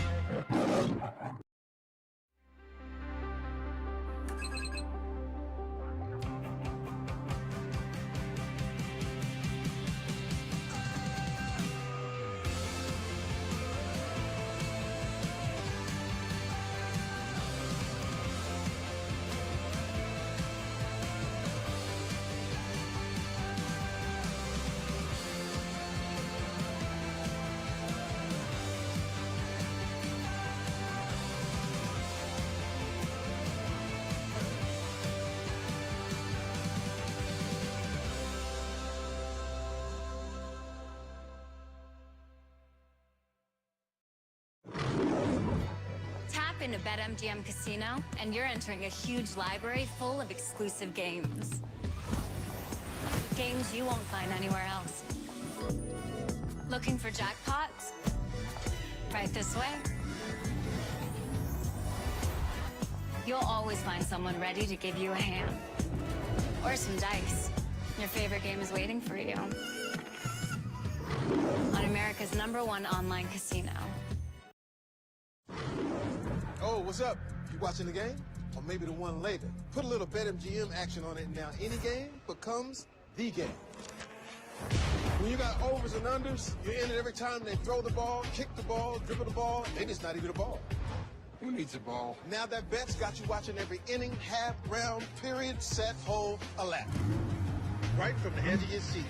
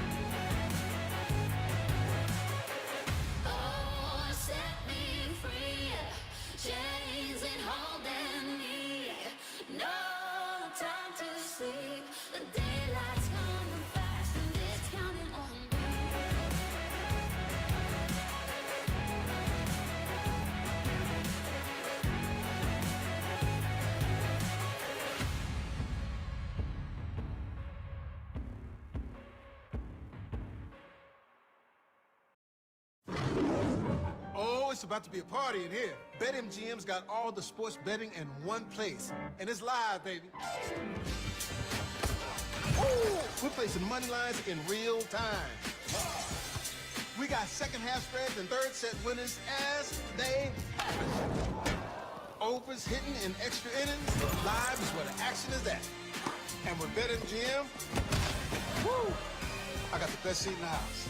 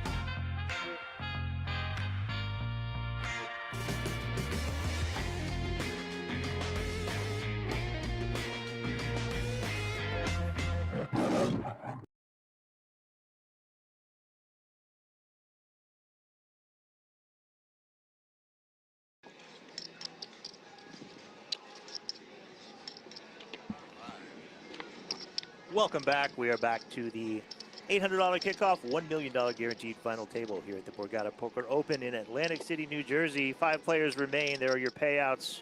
First place taking home $192K. Next person eliminated gets nearly $40K with some very serious pay jumps in between. Llama, how was your break? Break was good. Finished my granola bar and ran into Bob checking in on us and making sure everything was good production-wise. And shout out to him and shout out to the Guerrilla Gaming production team here with BetMGM. So they've done a great job. But anyway, it was a good break. I digress. And we're back to the poker. We saw some crazy hands. Yeah, I saw that. And excited to get back into it. Guan has taken control of the final table through a couple plays that left his opponents scratching their heads, and yet he got the job done. He has risked all of his chips multiple times, and every time it has worked out. And he has the dominating chip lead as we continue play here, going to the 300K, 600K big blind level.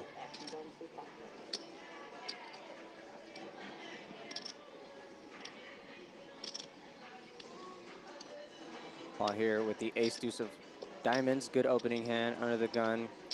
5-handed, would you say? Yep, and he suited ace, which is he's just questioning whether he wants to open it or shove it. Blinds have got to the point that he's got 16 big blinds. He deems it is a shove-worthy hand from first to act. So far, none of his opponents have woken up with anything worth fighting. He's just fine with that continuing. We'll see if it gets through his last. It does. It does, yeah. First hand back from a break and you see ace deuce of diamonds, you just say, I'm going for it. We're going to see that as these the short stacks get shallower as the blinds go up with 10. You notice they 10 now. I think it was Travis just asked him, you have how much? So he was wondering, hey, how many blinds did you just shove there? That's why he asked that question. Want to know what you're opening, what you're shoving, what your thresholds are. Also, these players aren't used to seeing that from Paul. He hasn't been in the mix a lot, and just to see that from him might be a little bit uncharacteristic of him relative to how this table has been to these players, which is why they asked him, how much did you have?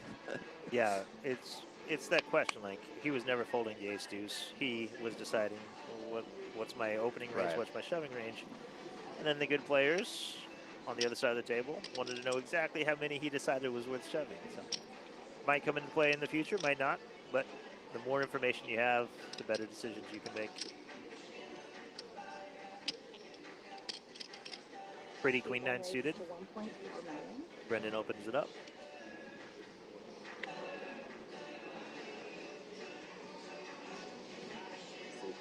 Travis in the cutoff with 10-7 offsuit. Lets it go.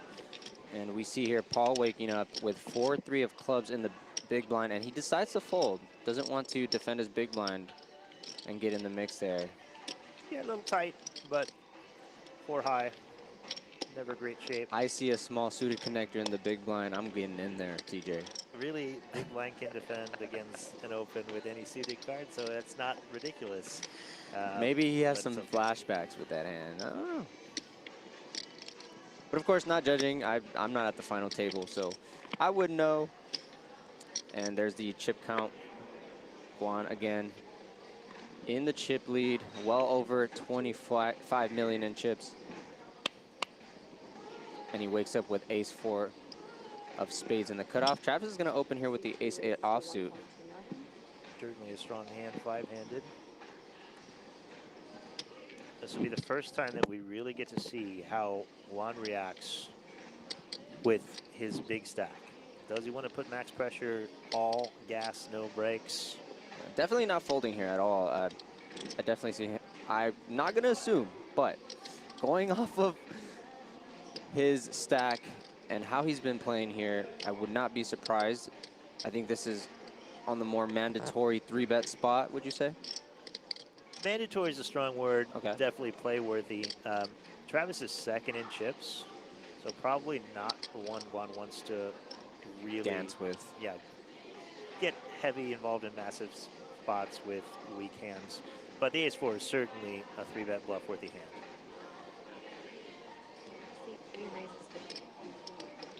Does elect to 3-bet here. 3.3.5. To 3.3 million. I think he actually goes to 3.5. 3.5, yeah. Spoke there. He does go nearly a full 3x. Oh, and 3-bet. Brendan with Oh, the boy. ace-king of clubs. Can we potentially see him rip it here? Absolutely. This is, I would bet my entire There's no other bank. option, right? Just Yeah, this is served up to him on a silver platter. 10.3 million. The 2 chip leaders are putting chips in, and then we have a top 5% hand. So now, Guan, I will safely say that he will let this go.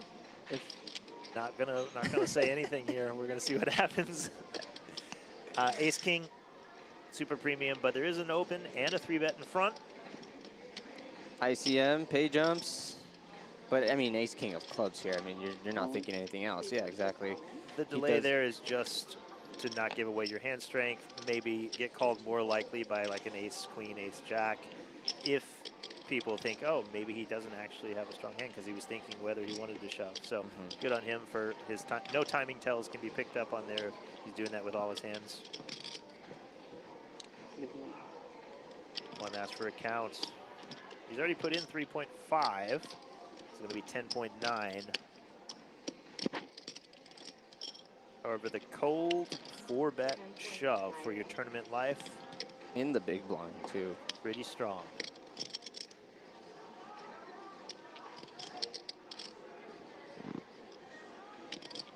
The same thing could be happening here. Guan just 3-bet the person who's second in chips.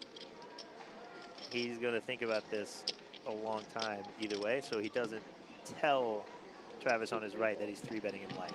Yeah, I think that's a great fold. I mean, you're still chip leader. 7 million in chips is a lot to give up right now against a potentially super nutted hand there from a cold 4-bet in the big blind. So unfortunate for him, you know, he does have to let it go, but ace-4 is a good candidate to 3-bet there. And yeah, good hand to Brendan. Sometimes they have it. Grace Henderson, our short stack with 11 bigs. Guan just lost a chunk there, but still has 37, a very comfortable stack. Actions on seat 3. Seat 3 folds. Seat 4 folds. Grace lets go of the ace-2s off. Happy to wait for a better spot with all this action around him. Paul with the pocket 5s on the button. Good opening candidate, especially in position, and you actually have a hand. Owen? Seat 5 all in. Does have the 15 bigs, 16 bigs. Want to maximize your fold equity, but uh-oh. Travis wakes up with Oh, Brendan has 72 lets to go, but Travis will not be folding this hand. Yeah, snap. Not what Pavel wants to see. No. And 5-5 at risk, 20% equity. 20.5 million chip pot in play. this is huge for Travis if he holds, as it would make him close in chips with Guan. Pavel from St. Petersburg, Russia, living in Brooklyn, New York. Top set here. Sorry Sees to his interrupt you, opponent hit but top top set set. here for Travis. He loves to see it. Almost locked up tap. And not a- Paul over here drawing. Oh That's a my teaser. goodness. Wow. Set over set. 6 foot and worse. What a waste of. That 5 just shut me up. Nice hand. Doesn't hit the one outer. Sees his tournament hopes end in 5th Good going, place. brother. Excellent run. Makes almost point, $40,000 for the exotic race car driver. Yeah, that was. Him and his Good fiancee timing. Allison likely game, going to be bud. very happy with that score, even though it stings Nice in game. the Good hand, moment. Travis. Good run from the man in I had that Brooklyn exact who same does thing so up well earlier. here at the Borgata On, Series. day 2. Yep. Got an aces cashed a against couple. 8s. Just locked It was up a like couple ace, car 6, 6 payments and flop. insurance Yeah, payments. I don't know. That'll Those, help yeah. him. Yeah, those exotic cars likely over Always 40K, but outside of my knowledge. Congratulations. We're down to our final 4. All of these players have locked up $58,000, and they're all trying to get that first place, 192K. So far, what do you think, TJ? It's been interesting. A lot of premium hands, a lot of interesting spots. Some, you know, non-standard play, but no one wants to see these robots up here clicking buttons. We love it when people do some things that surprise us. So it's got a little bit of everything. Some great play, Yeah. some you know, some substandard play, and then chips flying. Yeah. And Trace here waking up with the ace-king, goes all in, no other option, and neither of these players have a hand here that are going to call, except Guan. We now see his cards Jack-9 offsuits, and Trace is going to take this one down. People say, what is ICM? Why should I care about ICM? Notice last hand, Trace folded the ace-deuce off with 11 big blinds, right? Some people might say, hey, you can't fold an ace, you got 11 bigs. He folded an ace, he made $19,000 because his opponent to his left busted, and then picked up ace-king the very next hand. Yep. You sometimes have to fold good hands because of ICM. I mean, I'm lucky to say I've been at 2 final tables, and there's times where I just know there's an opponent with 5 bigs left. I have 11 bigs, and I just need to wait for them to either bleed out or you know, I have to wait for a better spot when you wake up with ace-jack offsuit. Sometimes you have to fold that. Sometimes when you're the short stack at a deeper final table, you just have to look for a spot to get it in. Yeah. This final table, you know, just because he's the shortest stack, other people have 12, 13, 14 bigs. They could potentially get it in a situation like just happened with a pocket pair on the button. Yeah. And all of a sudden you make a very important pay jump. Guan here with a good hand. Do you see him bluffing? Or sorry, shoving, bluffing, shoving here, and he does shove. Shoving Blind yes, versus blind. goes that way. Yeah. Actually, he could have played it as a limp call just to get the short stack to jam. Either way is fine. Because ace-9's super premium. That's ahead of a lot of a short stack jam range. Takes it down. Look at this. Travis, our new chip leader, 39 big blinds with 23.6 million. All of a sudden, the most accomplished tournament player, according to Hendon Mob, has the chip lead. Probably not something that his opponents love seeing, but we'll see if he can navigate it to a victory. Him and Guan on top of the counts.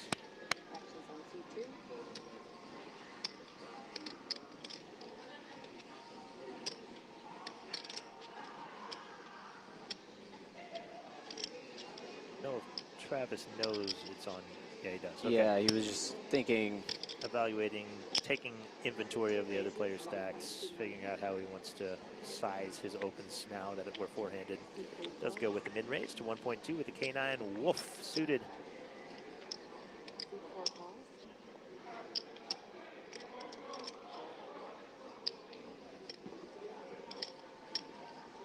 Seen Trace do this a few times, just calling out of the small blind. Brendan's going to defend with 10-9 offsuit. He is dominated here. Would hate to see a 9-high board where he's outkicked. But look at this, an open-ended straight draw for Brendan. And a gutter for Travis here. This might be very interesting. Although there are not many clubs out there. I guess Trace has the 2 overs in the backdoor club, but I mean at this stack depth, I mean, Really good flop for Brendan's actual hand. Right. And his range. Range, yeah. Does choose to check though instead of leading. And a 6 would be disastrous for Travis. Doesn't come though. A 4 gets even better for all the hands that Brendan could have in the big blind.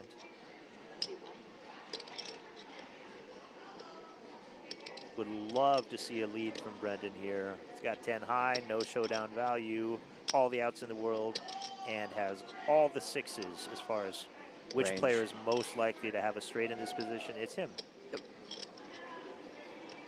His opponents have shown weakness multiple times now, checking after the flop, and then 2 checks from Trace in the small blind.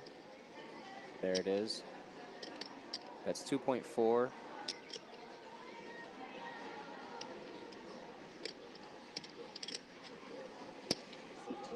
Opponent's handcuffed, knows he could be doing this with anything and still can't do anything about it. So good job on him identifying the situation. Betting with the 10 high, semi-bluff gets through, takes down a very important pot. Forgot about the tape. Yeah, I forgot about the tape. My bad. 3 players near the top of the counts, 1 in trouble. Trace with 5.7 million in the big blind at that.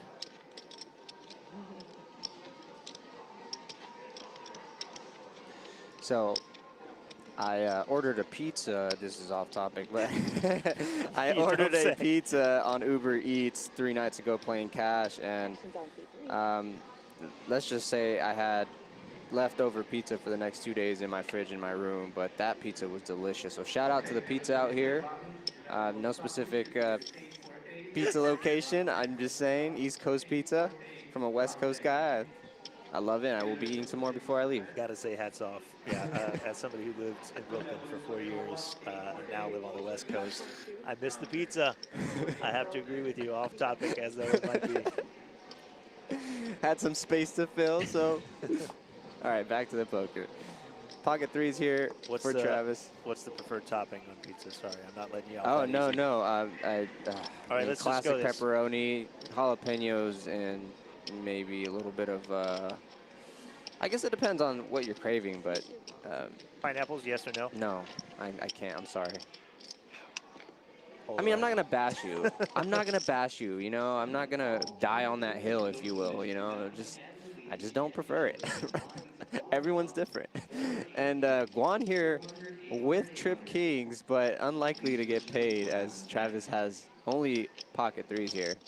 I don't remember the action. Did you see the action? Yep. Yeah, we do have just a raise from Guan in under the gun, forehand. So for the cutoff. There's the action on the screen. Note it.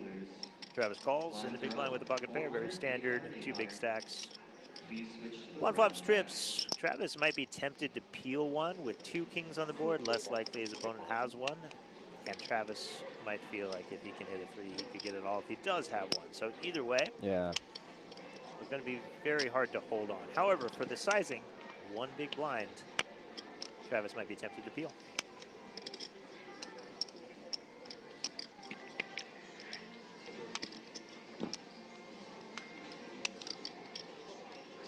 Yep, reaching for chips. He is going to peel. We will see a turn here. And Guan's kind of loving this. Doesn't want to see a spade, though. Well, yeah, I mean, still, with trips, even if a spade turns, you got to feel very good about your hand. His opponent can come along with all his pocket pairs, all his queens, all his straight draws. Doesn't have to be a flush draw.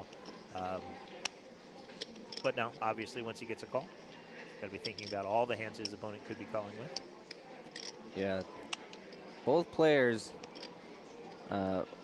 almost identical in stack size here. Our chip leaders. When you have exactly king 9, for one, you can bet, obviously for value, that's easy, but you're not afraid of 10-jack getting there as much because guess what? The 9 makes you a full house. So a lot of their draws you're not too worried about. Spade draws obviously exist. So we're going to go for value, but again bet small to keep his entire range of check call hands in there and tempted to continue. Now, as a player, so he does let it go, but I was going to ask you, TJ, being a player with, of the Travis caliber, if you will, being that experience, with that sizing on the turn, you already know, like, he's trying to milk you there. I would suss that out. I mean, I would, as played, have done the same thing there. Just let it go. But, I mean, thoughts on the small, tiny bets there? It felt that way without seeing Guan play for an entire, day. Just for the last couple hours, it did feel milky. Please don't fold. I have trips. But the question is Guan doing that with all his hands? Is he doing that with the 9-10 suiteds that he opens that are now just a bluff? Or is he doing that with his ace-5 suiteds? Like, is he balanced? Is he also betting 600 and then 1.6 with absolutely nothing? Because if the answer is no, then yes, Travis can correctly identify, oh, his sizing tells me he has trips. Now, the whole idea is that you're betting the same amount no matter what your hand is.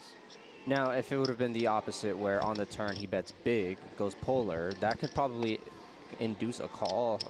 Like maybe Travis is less of a believer with that size. Yeah, maybe from something like a queen specifically, or maybe bigger pocket pairs get sticky. But I feel like bigger, you might be less likely to believe him, and yet with pocket threes, probably just still have to let it go. Fold, yeah. Too much to risk when you have no idea where you are. Especially, being, up there in chips, second in chips now. But yeah, you don't want to be burning chips. Just find a better spot. Yeah, you call 2 big blinds pre-flop, 1 big blind post-flop, 2.5 big blinds on the turn. Like, all of a sudden, you're bleeding 5 big blinds. And those hands add up. So good players lose the minimum in spots where other people don't.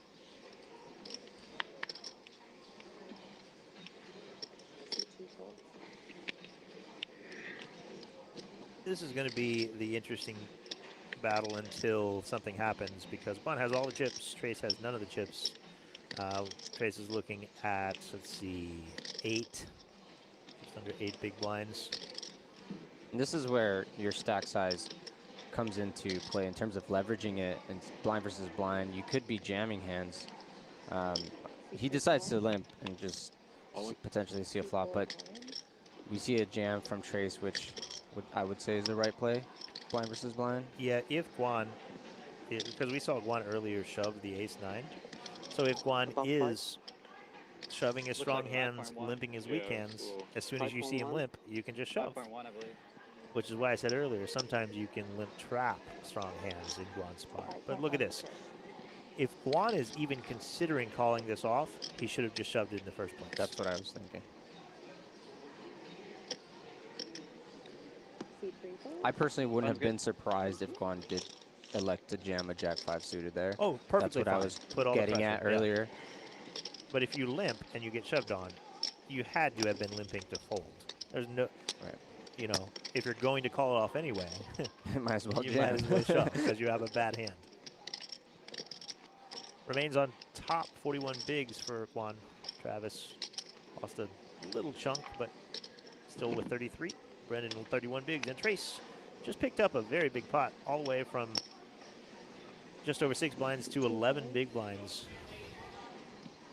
Yeah. And or just over eight bigs. Look at this. Trace with the 8-7 offsuit just says, I'm ripping it. You know what, Trace? You make your decision fast, and I respect that. Yeah. I do as well.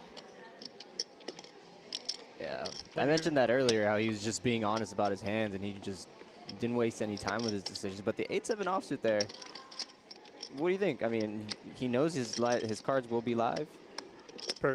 I like it in this particular setup where I'm the short stack, everyone else has double or more than me. Folds you in the small blind, you can just get the big blind to fold so many better hands, like he just did, and you pick up 2.5 big blinds, or 2 big blinds, not counting your own small. So, yeah, we can shove a lot of hands. You're not really worried about busting before anybody else. Need chips. Aggression pays. Okay, I'll fold that. Oh, show deuce 5. Yeah, sometimes you just run into it, Sometimes someone's going to wake up with a calling hand against your 8-7, but this reminds me of a hand I played in day 1 I was risking my tournament life. I did go, I 3-bet jammed with 8-9 of diamonds. In hindsight, it was probably reckless, but I get snapped by ace-king of hearts. And what do you know? 8-9 on the flop, turn 9 for the boat, and I look like a genius, but, you know, in hindsight, it's probably a bad play. But my point there being is sometimes you just go for these spots. Sometimes you just go for the untraditional non-GTO jam, and it works out. Well, yeah, if you're putting it all in with the best hand every time, you're not putting it all in enough. Exactly. And Trace has a better candidate to do what he did previously, is jam all in with the ace-6 of clubs here, and Guan with an actual decision here because, you know, Trace could be doing this with a hand like pocket fives. Probably 8.2. He does have an actual decision. I think it's too light to put it in with the queen jack off, just because our opponent's shoving range dominates us so often. And when he doesn't, we're behind. Ideal cases, we're flipping with pocket pairs, but hoping to be flipping for this amount of chips, particularly, like giving the short stack 12 bigs is pretty catastrophic. Yeah, and doubling up Trace will put you, you know, hand in hand in terms of stack sizes after that. So if you lose, you're no longer, you know, chip leader, and Trace climbs up, and Travis is chip leader, and everyone's even. It just becomes, yeah, just save your chips.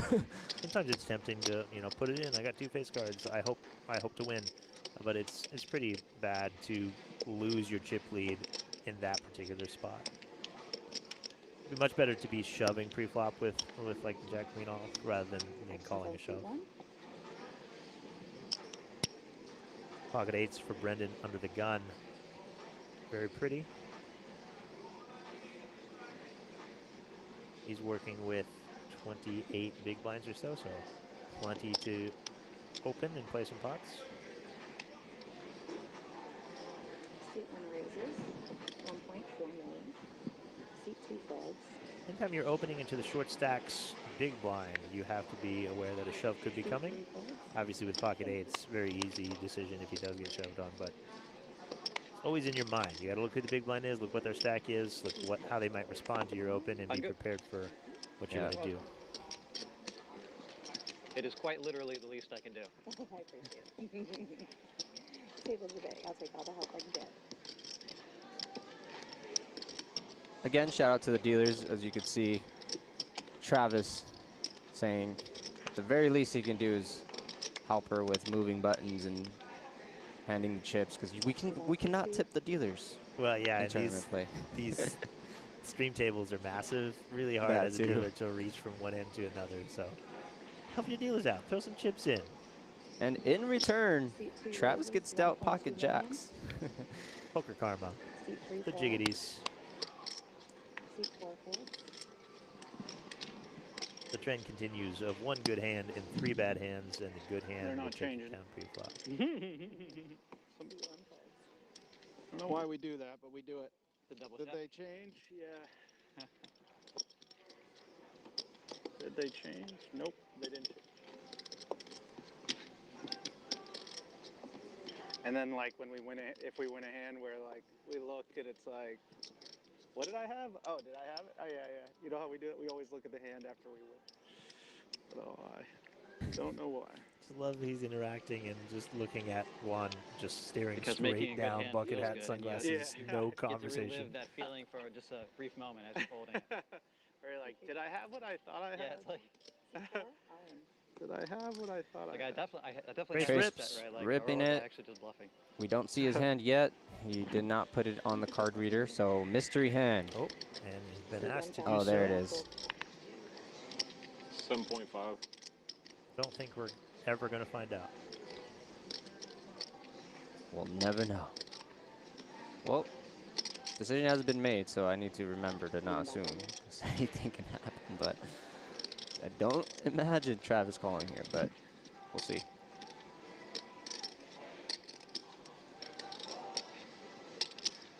Just a little too weak of a king. A few pips off. Pretty borderline.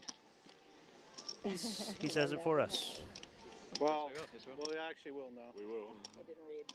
Oh, so Oh, it didn't read? No, he Oh, no, his hand didn't read. I had ace 9. There you go. His Ace hand 9. didn't read. Ace 9 confirmed. I had a medium king.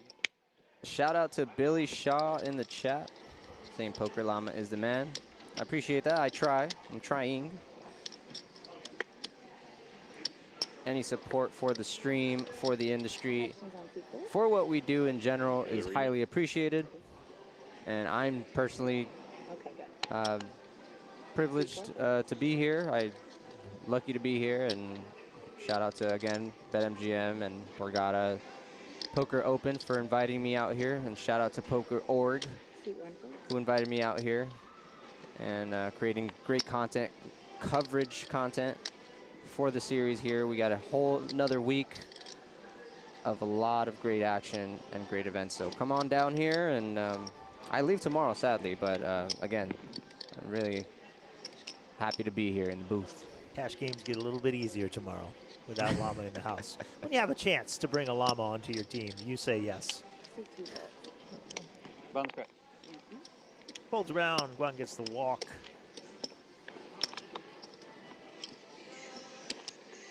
Gray's picking up a few key pots means he's not as short as he once was, sitting with 18 big blinds. There's our standings. Brendan with 28, Travis with 31, and Guan in the lead with 39 big blinds. That's 23.5 million. No super short stacks and big pay jumps in play. Action's kind of slowed down a little bit, as sometimes happens when you get short-handed as well.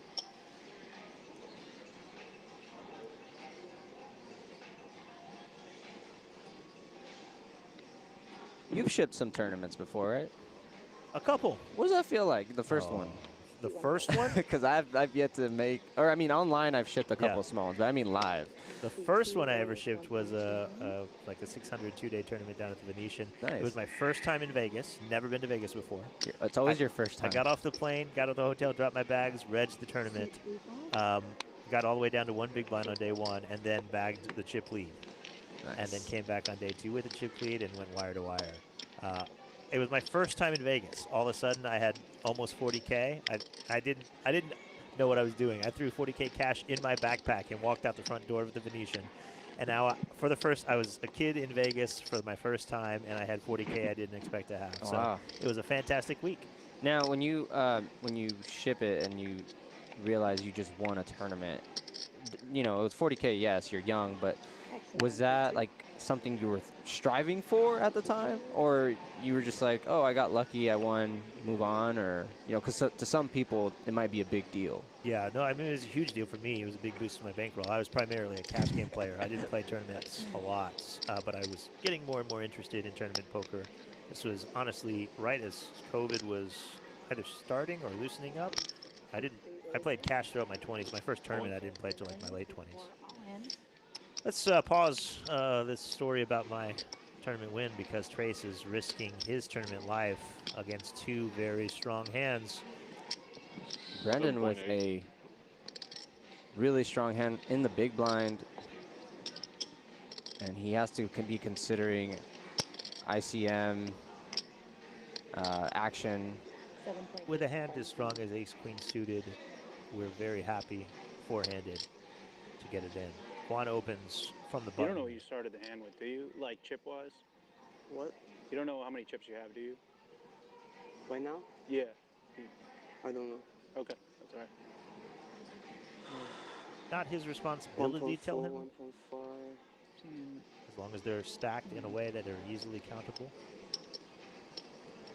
We know Guan has barely the chip lead and has everyone covered.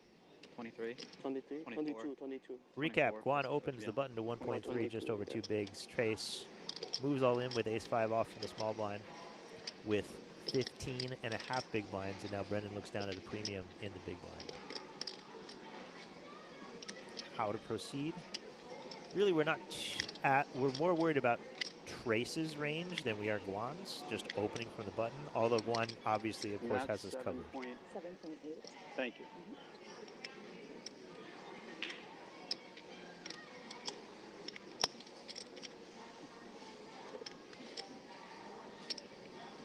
Yeah. Now, you mentioned that the stall is primarily for, hand, disguising your hand, image purposes. But it actually seems like he's genuinely considering some math here. Yeah, I think it was a different situation last time. In this particular situation, the player Trace has already gone all in, so we don't really need to confuse him at all. It's probably literally just deciding what both players' ranges are and how to best proceed.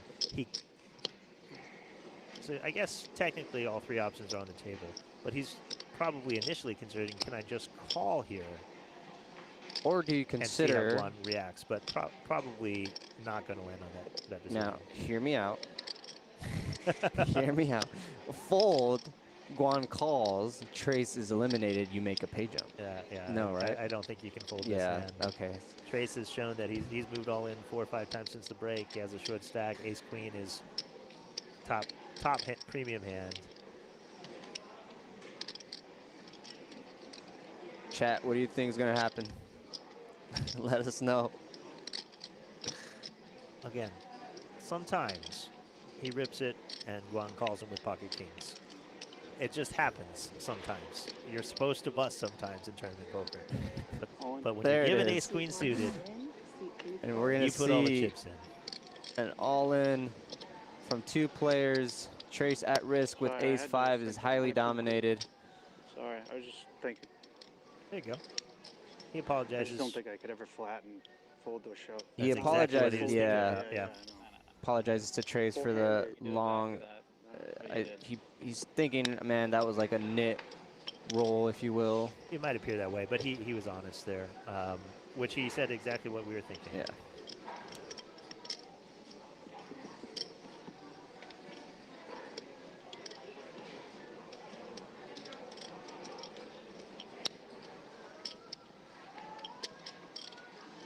That will do it for Trace eliminated. Good game. He, Good game. you know, Tunica Circuit main winner, been playing pro for 5 years. A deep run here. Congrats on his 4th place finish. Well done. That brings us down to 3. Only 3 players left. And very similar stacks. It'll be interesting to see how this one plays out. Thanks for being with us here. My name is Terrence Reed. TJ, work for Poker.org. Happy to be here all series covering it. I'm here with Edwin Guzman, the Poker Llama. Yeah, I'm sorry if we didn't see you in the chat, but yes, TJ and myself, Poker Llama. Very happy to be here with you, calling the action. We've gone from 8 to 3 today. $1.2 million prize pool or so. We're down to 3 players left fighting for the top prize of $192,000 and some change, a healthy payday. And Brendan is now the chip lead among the 3. And this can get exciting. We have 2 solid players. I mean, they're all solid, but I mean, when it comes to, you know, who's willing to fight, who's willing to, you know, triple barrel bluff, if you will. We've seen it from Guan, and so none of these players have it easy right now, is all I'm saying. Too many things at once. It's an interesting situation when all 3 players have very similar size stacks. We get to see more post-flop play, less pressure on short stacks because they don't exist. 3rd place is locked up, 90,338. Oh, we're looking back at previous hands now on the table. So 3rd place, 90,000. 2nd place, 131,998. 1st place, 192,236. So 90K locked up. Another 102K up above that for 1st place. Brendan limps the small with 8-9 off. Sees a raise from a dominating 9 with the ace-9 of Travis.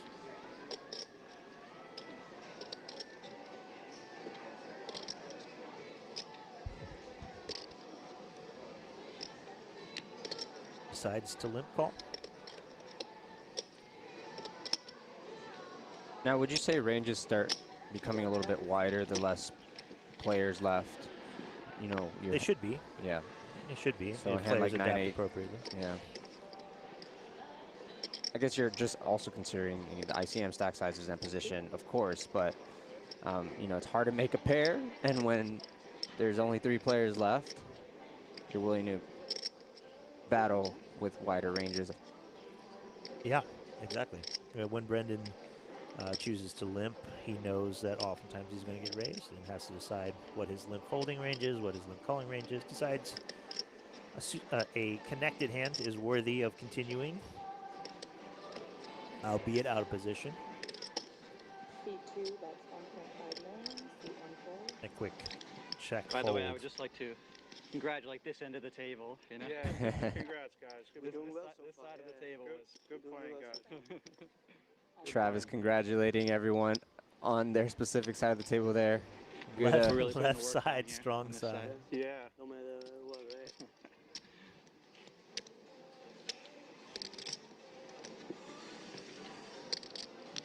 Notice that Brendan has taken over the chip lead after eliminating Trace. Is on seat 1. Billy says, much love.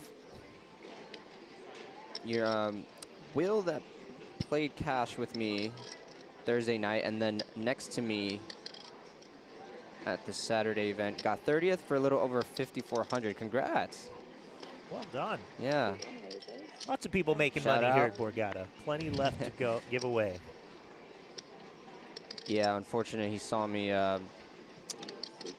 me not get one through and get snapped, and I obviously didn't make it far in that event, but congrats.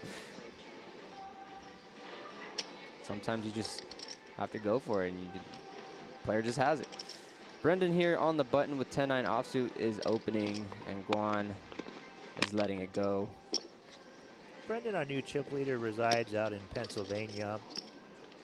But he's in sales, and making this final table is one of his biggest poker accomplishments. So already doing well for himself as far as his poker career goes.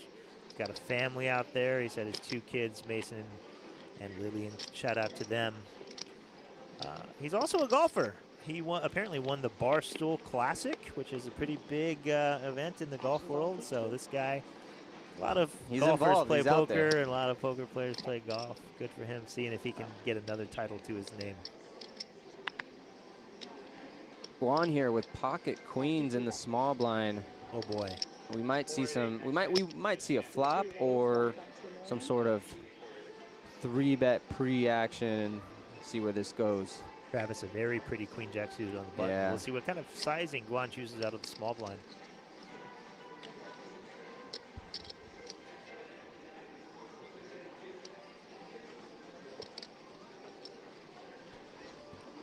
I'd like to see, I don't want to see him go massive here. So like a lot of people say 3x is the standard 3-bet sizing and then add 1 for out of position. So like 4.8 would be the quote unquote standard sizing. I would love to see, 4.5 million. yes, smaller. Going 3 ways, wide ranges, premium hand. Not afraid to play post. Love the sizing.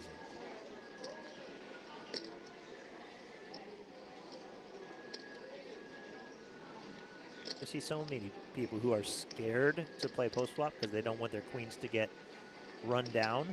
We'll just go massive, like they'll bet like 6 million, and then your opponent folds and you take it down pretty. Congrats. See, I don't want to see an ace play or a king play. Can't be afraid to do battle with strong hands post flop. So he knows with this sizing he gets called a lot, but he has a massive hand. And Travis has a good hand that has good playability post flop. Well, not on this specific texture, of course, but yeah. Great flop for Guan. Absolutely nothing for Travis. One of the worst actual flops you can see for your hand. No backdoors, no nothing. Pairs could be dead already. Will Guan continue? Looks like the answer is yes.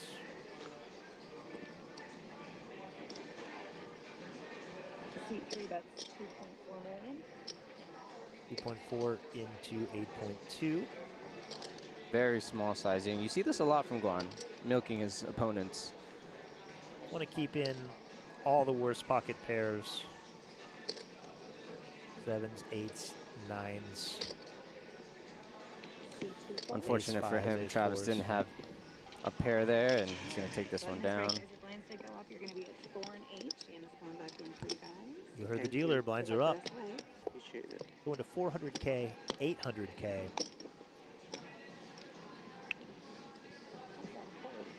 Which means our short stack, Travis, Welcome is going back. to be looking at 22 Welcome back to big the blinds, Thunderdome. just over, 23. Yep. And then Relatively deep. 32 These apiece players. for our leaders.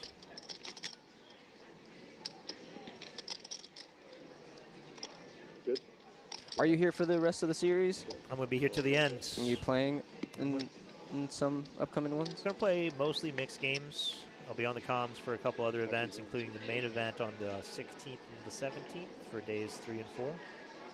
So limits kind of the multi-day no limit hold'em tournaments that I can play. Right. But all these mixed games, one-day events, $500 price point for the most point with a few exceptions, and just the cool mixed game leaderboard running throughout the entire series. I have no shot of winning the leaderboard because I'm not going to be able to play enough. But very cool. The fields, the turnouts. Wherever you see Alan Kessler and Ari Engel in the same building, it's because there's a great mixed game series going on. So if they're both there, if you're a mixed game player, you should probably be there as well if you can. Yeah, and also shout out to the ladies events kicking off today. I saw them getting started and fired up in the background when we were prepping for the stream. And yeah, tons of events. One-day events, as you mentioned. Just an incredible streaming schedule, too, here with Guerrilla Gaming. It's like streaming almost every night for the rest of the series. Tonight, of course, this final table. Tomorrow, the ladies' pink chip no limit hold'em live stream. Then we're doing the mystery bounty final table. We got a PLO's live stream. We got the heads up championship, the 10K high roller. Just almost every day, leading up all the way to the Borgata Poker Open Championship, that $3,500 main event for this series. So if you're a fan, if you're here in-house, if you like streaming tournament poker and other, like the PLO event, the ladies pink chip bounty event, those sort of things, we'll be on this YouTube almost every night through the 17th for the rest of this series. We have some action here. I believe it's on Travis with the pocket eights after Brendan raised on the button with king 6 of clubs, which I would say is a standard play in position against two opponents. I think we're going to see a raise, and I think it might be to the all-in sizing. That's what Travis is deciding. Is this a 3-bet non-all-in or a shove? Does decide on the all-in sizing. It's just over 22 bigs, 18.4.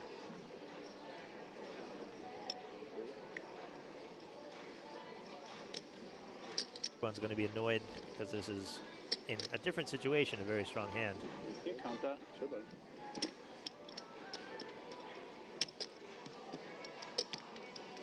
It's 18.6. Thank you. Thank you. Thank you. Wait, 16, 17, 18. I'm sorry, 19.6. 19.6. It's always great to not get snap called, of course, by Travis. I don't think Brendan was ever considering calling there, but sometimes it's a great spot to just get your bearings and find out exactly how many chips your opponent has for future play, so that you can keep that number in mind. Yeah, I mean, from experience myself, when you have a pocket pair like eights, you know, it's a strong hand. You're most likely ahead most of the time in that situation, but when you don't get snapped, it's such a relief on the inside by the original opener. So things have really leveled off. All three stacks very similar. Marginal differences between top and bottom. It's anybody's game. Exciting. Travis opens up the 9-8 suited on the button.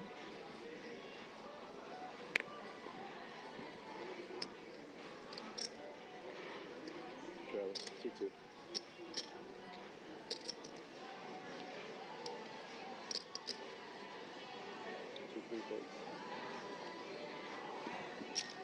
Brennan has a decision. How will he play the king-queen off after the button open? Everything on the table except for folding.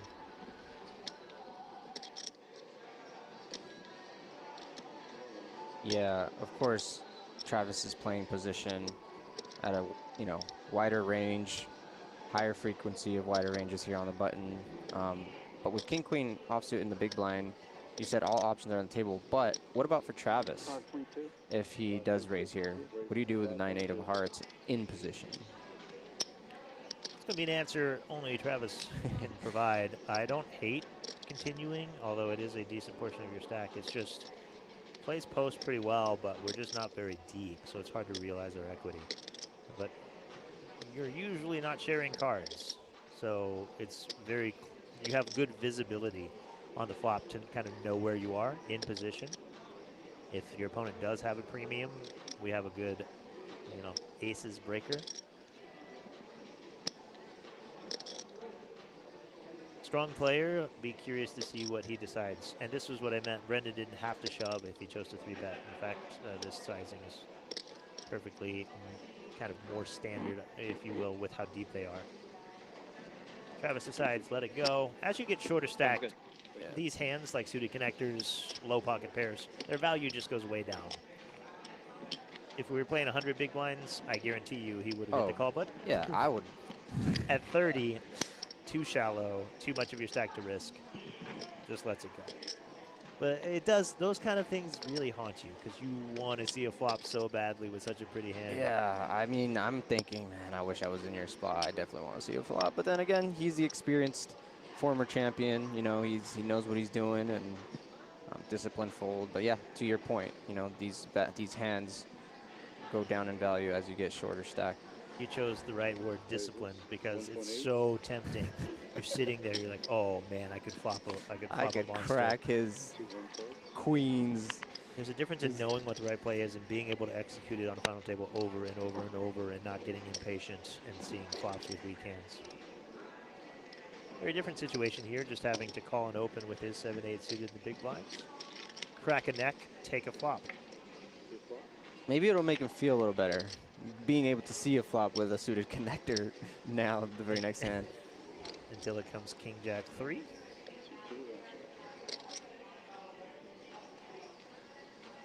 Top pair for Guan.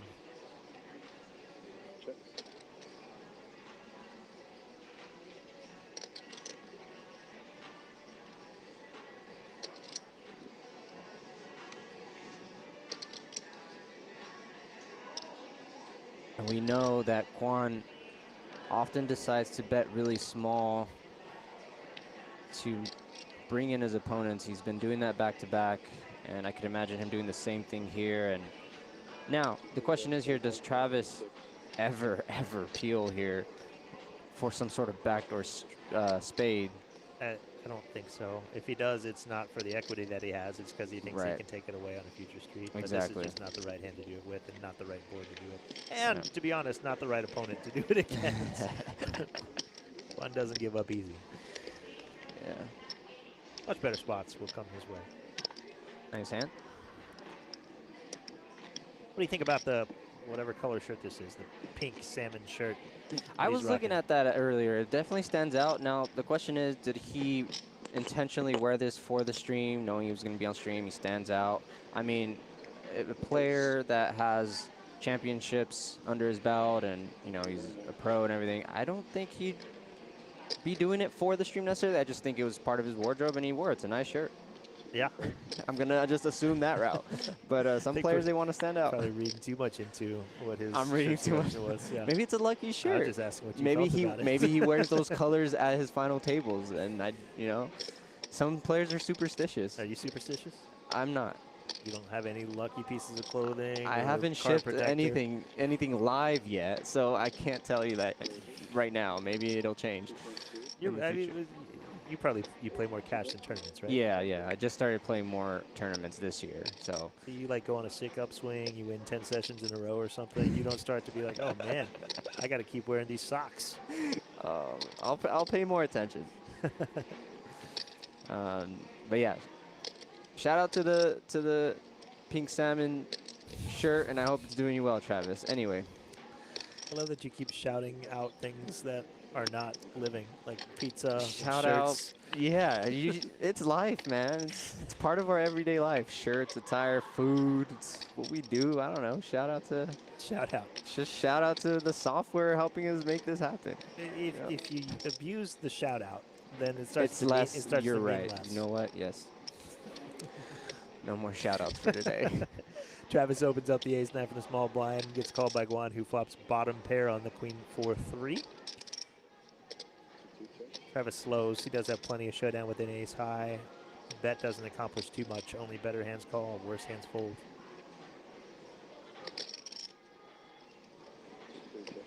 Guan decides to check back bottom pair. If you're holding king 3 in Guan's hand and decide to check back, the queen is a fantastic looking card, as Travis likely continues betting with a queen, and once one pairs, it's going to be very tempted to hang around with all of his highs. Once again, ladies, if you missed the earlier announcement, tomorrow night, Travis, if I could get into his brain, I would tell you that this is a value bet, although his opponent has a pair. Once his opponent checks back, some queen 4-3, a queen pairs, Travis is trying to get value out of worse hands and protect, clean up the equity that his opponent might have.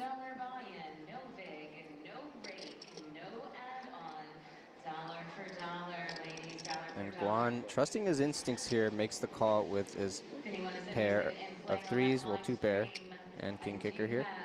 There are some counterfeit possibilities. That's not one of them.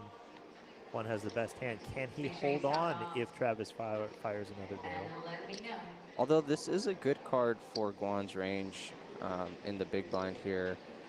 I don't imagine Travis trying to go for 3 streets here, but we'll see. If Guan decided to check back a hand like 5-6, 5-7, perhaps deuce 5 suited, any of those, they've all just made at least a pair. Guan checks it back, happy to take his showdown with his 3. Yep. And is happy to see that he made the right call on the turn, trusting his instincts. Kept the pot small, checking back the flop with a pair likely confused Travis a bit, but didn't cost him too much. That does, however, bring Guan back up to the top of the chip counts with 38 big blinds. Travis falls to the bottom with 17, and Brendan stuck in between with 32. Still at the 800K big blind level.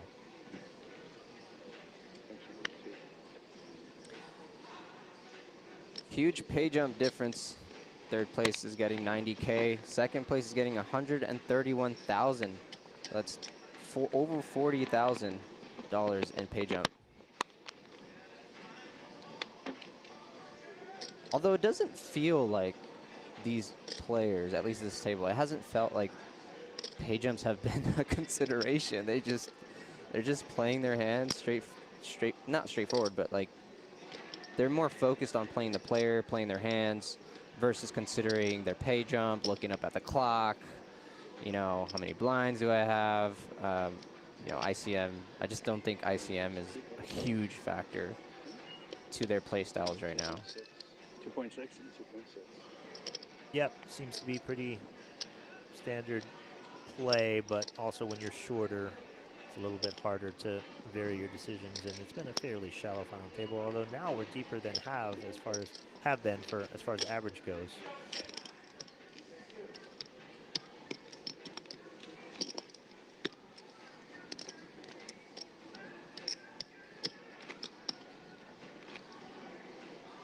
It does feel like, to be honest, most of these three particularly, especially Guan and Travis, you know, they're definitely playing for the win.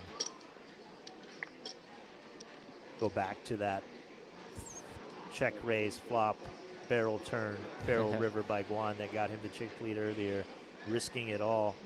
That's not a play you make if you're looking for the next pay jump. Exactly. 40% of Broadway. Guan looks down at King Jack off and opens the button. Raises to 1.8. 1.8. Take one fold.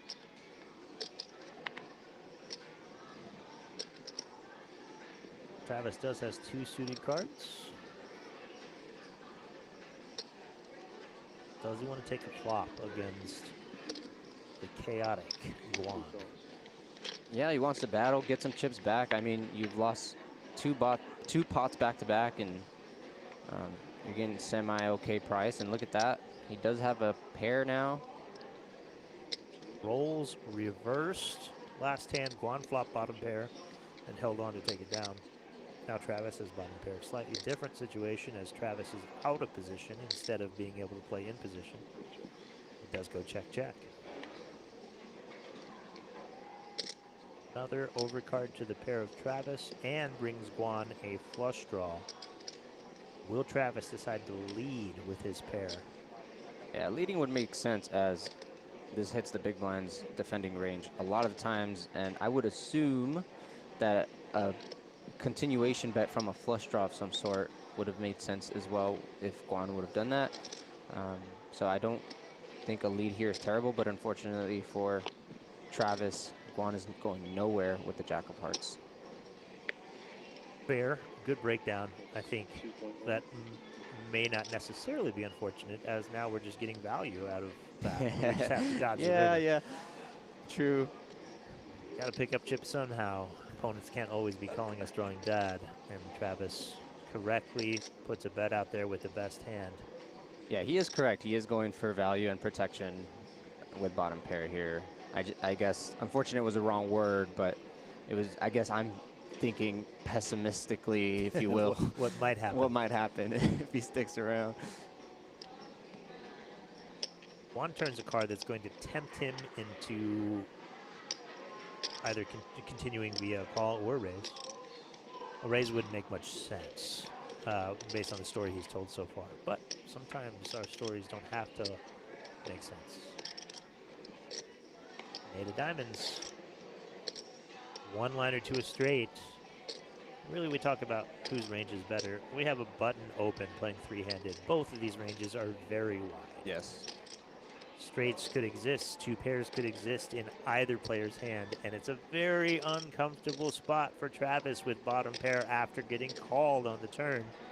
Now, interesting here, if Travis checks, will Guan go for it, knowing that most of the time his king high is never good here, considering the action? Does check.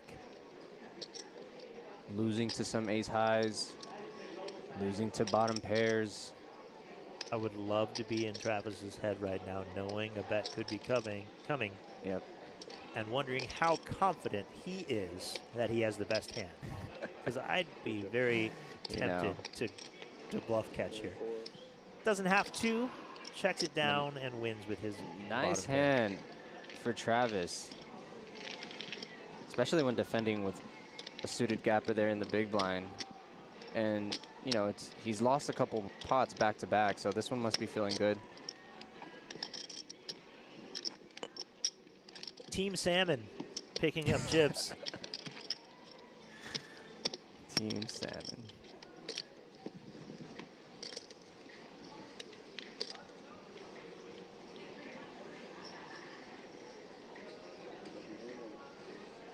Travis, very experienced, has been playing poker pretty much his entire life, sometimes semi-pro, sometimes pro.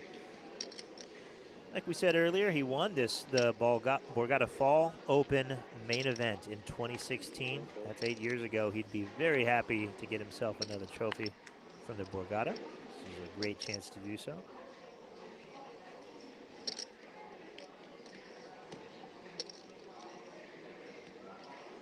He's from Ohio, Midwest guy, but now lives out here in Philadelphia.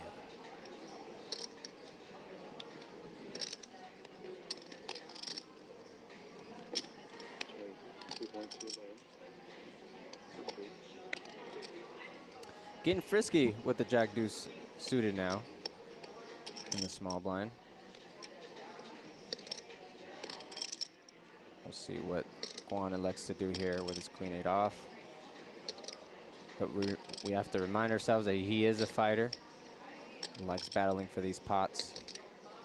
Doesn't go away easily. Blind versus blind. King is very strong. Too strong to fold. Will call. Will go to a flop.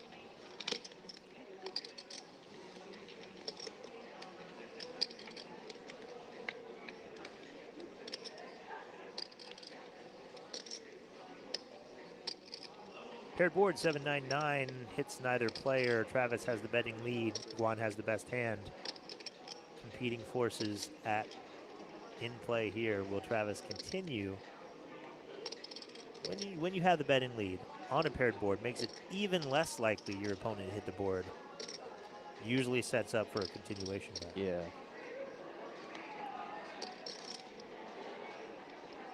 Especially with that 9 of clubs presence, we have backdoor straight draws and flush draws.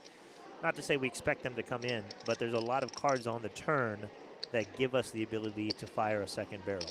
If a 10 rolls out, if an 8 rolls out, if any club rolls out, all of those cards give us more equity. And so we're more incentivized to keep betting.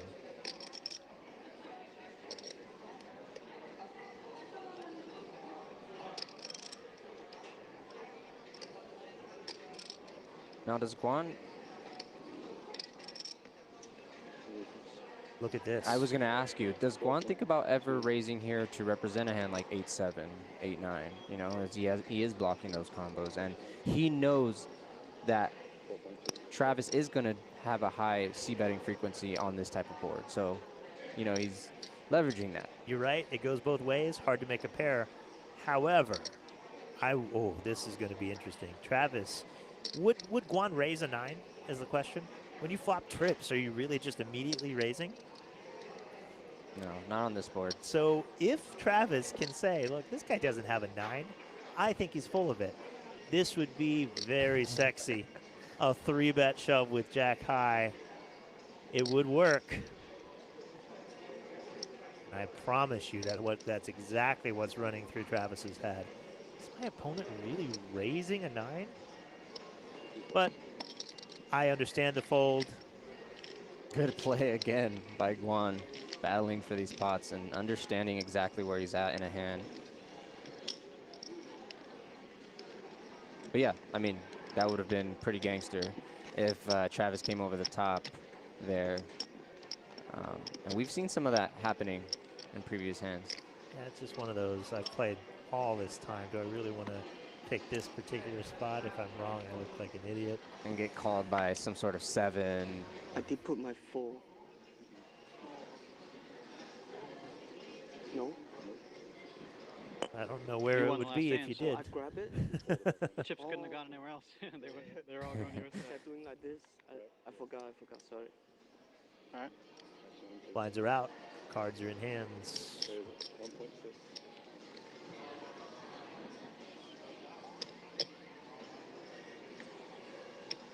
Travis opens. Guan sees. 3-bet candidate here? Yep.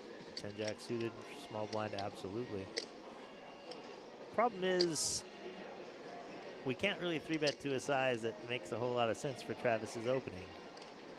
So, like, Travis has 12.3. If we 3-bet to, based on the sizing that Guan's chosen before, it'd be something like 4.3.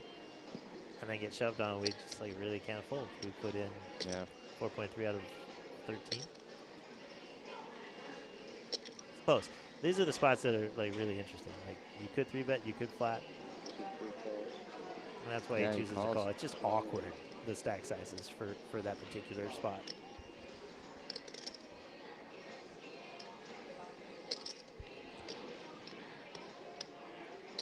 You immediately cap yourself and kind of tell your opponent exactly what kind of hand you have. It's a pocket pair between 2s and 8s, and it's suited connectors. Would you consider it on the slightly under-repped category? The way he played it? The way he played it? The call out of the small blind? Yeah. Not really. It kind of like exactly repped. Exactly. Like, these are the hands that people don't know what to do with, but they don't want to fold them. So, like, yeah, I'm going to call. Noted. Oh, Brendan is tempted for the price, but Queen 8 offsuit can put you in some tricky situations here. He's also wondering on the flatting, right? The flatting by Guan. I think we might see a call, but it's okay to let this go. Wow. This is interesting. Brendan squeezes to 5.4, and I like this better than a call for sure. If we choose to play the hand, let's give ourselves a chance to take it down. Travis opened. He's on the button. Could have a very wide range. Guan just calls, capping himself. And this is what As you happens. said, yeah. Do we really want to put in 5 million out of position? And Brendan hasn't done this often. He hasn't been out of line. He hasn't been showing a lot of bluffs lately. And Brendan knew exactly where he was in the hand right now. And like you said, if you're going to play this, this is the more optimal route to go, and putting Guan in a tough spot. Love it. We really haven't seen too much like 3-bet squeeze bluffing from players. Oh my. Guan calls, and all of a sudden we have a very pivotal hand. 13.2 million in the pot, 17 effective behind. Queen of clubs. Oh, in Queen the of window. clubs. Oh boy, this is the most interesting possibility where neither player makes a pair, although Guan does flop a gut shot.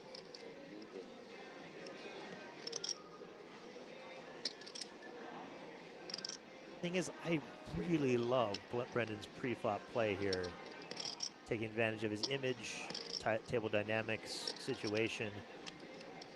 I'd say against 90+% of players, that works, and he takes it down. And now he's in a very uncomfortable spot because Guan is so sticky. Obviously, you want to rep an overpair here and commit if you're going to go for it, but you also have to wonder, what is Guan, you know, calling a 3-bet with here, other hands other than, you know, Jack 10. This was what I was worried would happen when Brendan continuation bet Guan just when he flops anything. This is some street poker. Wow. This is very entertaining. See, Guan is never getting Brendan's value hands to fold. Never. His overpairs are calling, his top pairs are calling. So he's making that move, hoping that Brendan has nothing. Exactly. And on a 9-high board, a lot of times, I guess, Brendan has nothing. And if he does happen to get called, he's got a gut shot, says backup, but Good hand. that's just a really, really rough set of developments for Brendan. Yeah. Who I think played the hand very well and just gets punished because of this particular opponent doesn't react the way that he expected him to. Yep. Guan running away with it. A massive chip lead now, 43 to 12 and 13. And all of a sudden, ICM is back into play. Brendan steps away from the table, needs to take a breather. No. Can we just take it. Do you want We could ask for it. a little bit, like 5 minutes? Take a smoke, go to bathroom. I think Guan forgets he's on stream. He's just asking for a quick smoke break. A little break, like 5 minutes. Maybe he should consolidate with production team. We can have a deal, right? Let's finish the level. Okay. All right. Okay. Well done by our TV, kind of taking control and suggesting a better option than just stopping in the middle of the level for that reason. Guan has 57 big blinds. Brendan and Travis sitting with 16 and 13 respectively. And really there's been 2 key hands that have put Guan where he is. And both of them have been played kind of non-standard, and both of them have worked out. He's got piles. Yeah, I like how you put non-standard in quotes because, you know, when we're applying it to theory, non-standard is the correct word. But, I mean, this is poker. And sometimes, you know, you're playing beyond exploits. You know, you're playing, you know, based on, you know, how connected you are to the hand, to the dynamic of the table, to the spot, and just knowing and reading your opponents. And sometimes that's what it's all about, like the non-standard plays that get you farther than the, you know, theory plays, if you will. And but yeah, shout out to Guan for exemplifying that, illustrating that here today. But Brendan, if you come back and you watch this, that spot, really impressive play from you to take that spot and be willing to 3-bet squeeze. Works most of the time, didn't work that time.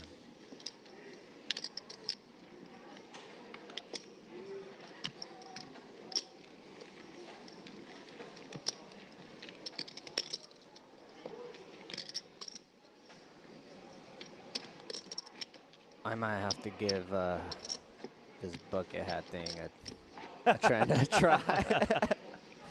The bucket hat run good? Question mark. Maybe I should look into it. It's just, you know what? Honestly, I'm gonna be bare myself. Like, I saw it. I wanted to get on the trend.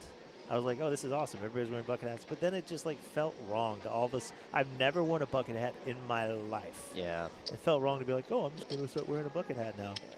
You're like, I'm going to be lying to myself. Felt so inauthentic. Walking around. Yeah, yeah. Travis with pocket 10s here on the button. A hand strong enough to just open.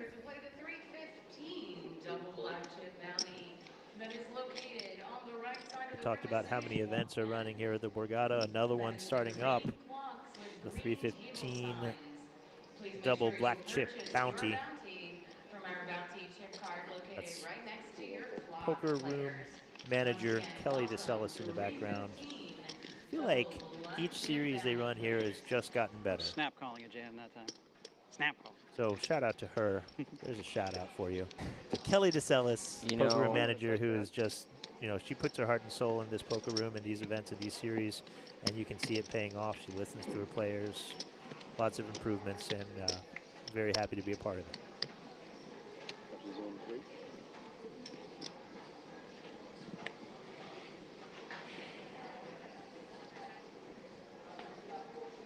Ace-5 off for Guan. An ace, three-handed, chip leader. You can bet he's putting chips in. 1.8.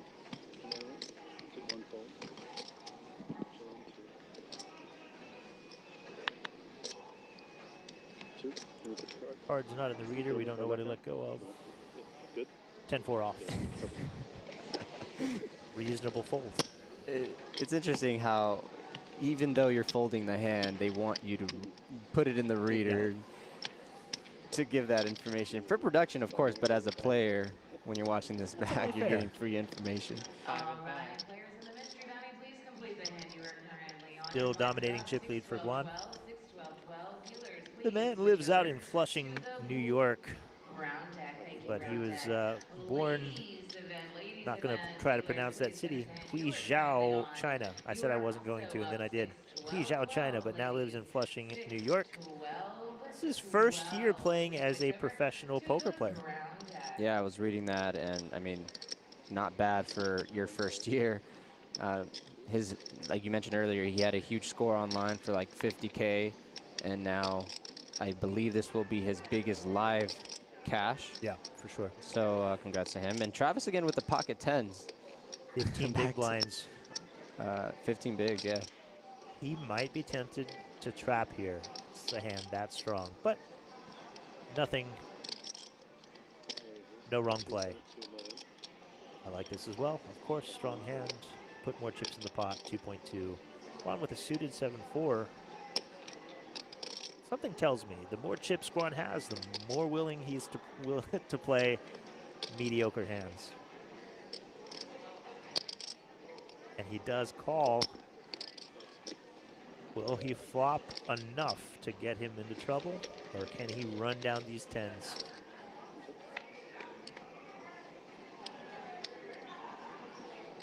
Their second pair. He's not loving that ace, Travis, but you know, he does have a hand that he can continue betting with. As any ace, I believe, or I assume Guan would be aggressive pre-flop with any ace, putting him all in, so it's less likely that Guan has an ace right now. Exactly right. He can remove a lot of aces from Guan's range. Yeah. Not too terrified of it. Maybe doesn't love it like you said, but doesn't hate it enough to slow down. Way more 4-5s, 4-7s, 5-6s, 6-7s, 7-8s, 9-10s. Like all of those hands are way more likely to exist in Guan's range than his aces. Yeah, continuation here is more than understandable, as you do have middle pair, backdoor hearts, backdoor straights, backdoor straights, etc. And you're still ahead of some king high type of holdings that c-bet the flop.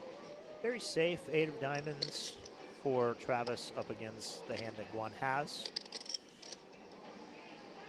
Unlikely to complete many two pairs. I'm Travis. I still feel pretty good about my hand given the dynamics and what we've seen from Guan thus far. I was going to ask before you checked. If you check here, you risk Guan, you know, bluffing. You know, and putting you in a tough spot, but it's not going to come down to that as it goes check, check to the river. And we see a queen. At this point, again, you just want a showdown. You just want to go to showdown if you're Travis. You're trying to get to a showdown for sure, but you also want Guan to bluff with his missed draws. So I think a check might be in order, especially on the queen in particular.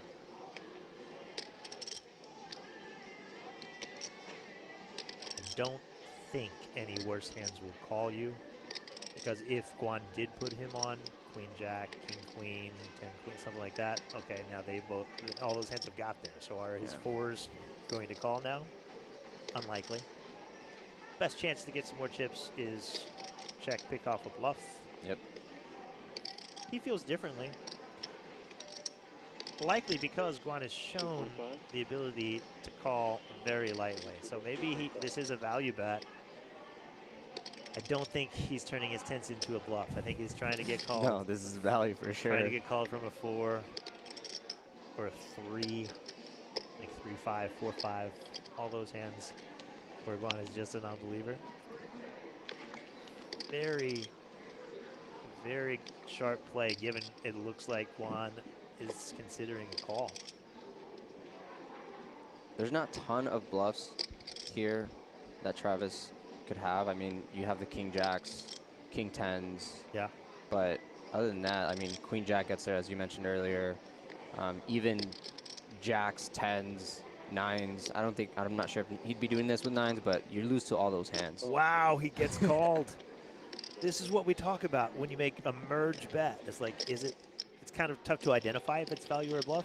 You make that knowing you're betting for value with 2 overcards. Travis showing his experience, showing the ability to hand read and identify the situation and get paid where some opponents might not, including myself. I don't think I put a value bet out there. He just picked up 2.5 million chips from 4th pair.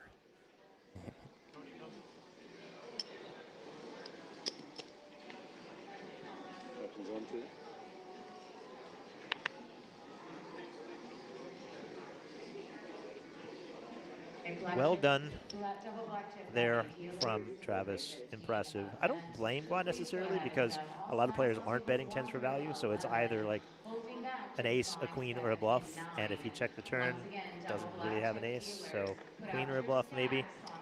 And, you know, sometimes you have to have a heart and put it in and trust your gut, but in that particular case, Travis kind of owned that situation. Make sure all dealers have stacks out, holding only 5, 7, and 9 on tables 1 through 11. Guan is going to raise here in the small blind with queen or king queen offsuit, as he should. And gets 2 quick folds. I think what we're about to do here as this level changes is take a very short, unscheduled break. And as we do, players are going to maybe use the restroom, dip out for a smoke, something along those lines, according to Guan.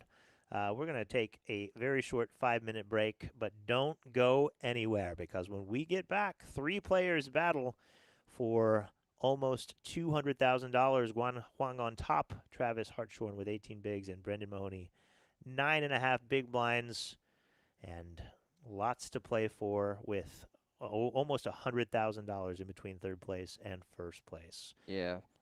Good break for all players, I believe. I think that this is something that they can appreciate, even though it's really, quick. A player like Brendan with that queen 8 hand can definitely go have a breather. All right. Yeah, we'll be back. Take 5 minutes. We'll see you back here shortly.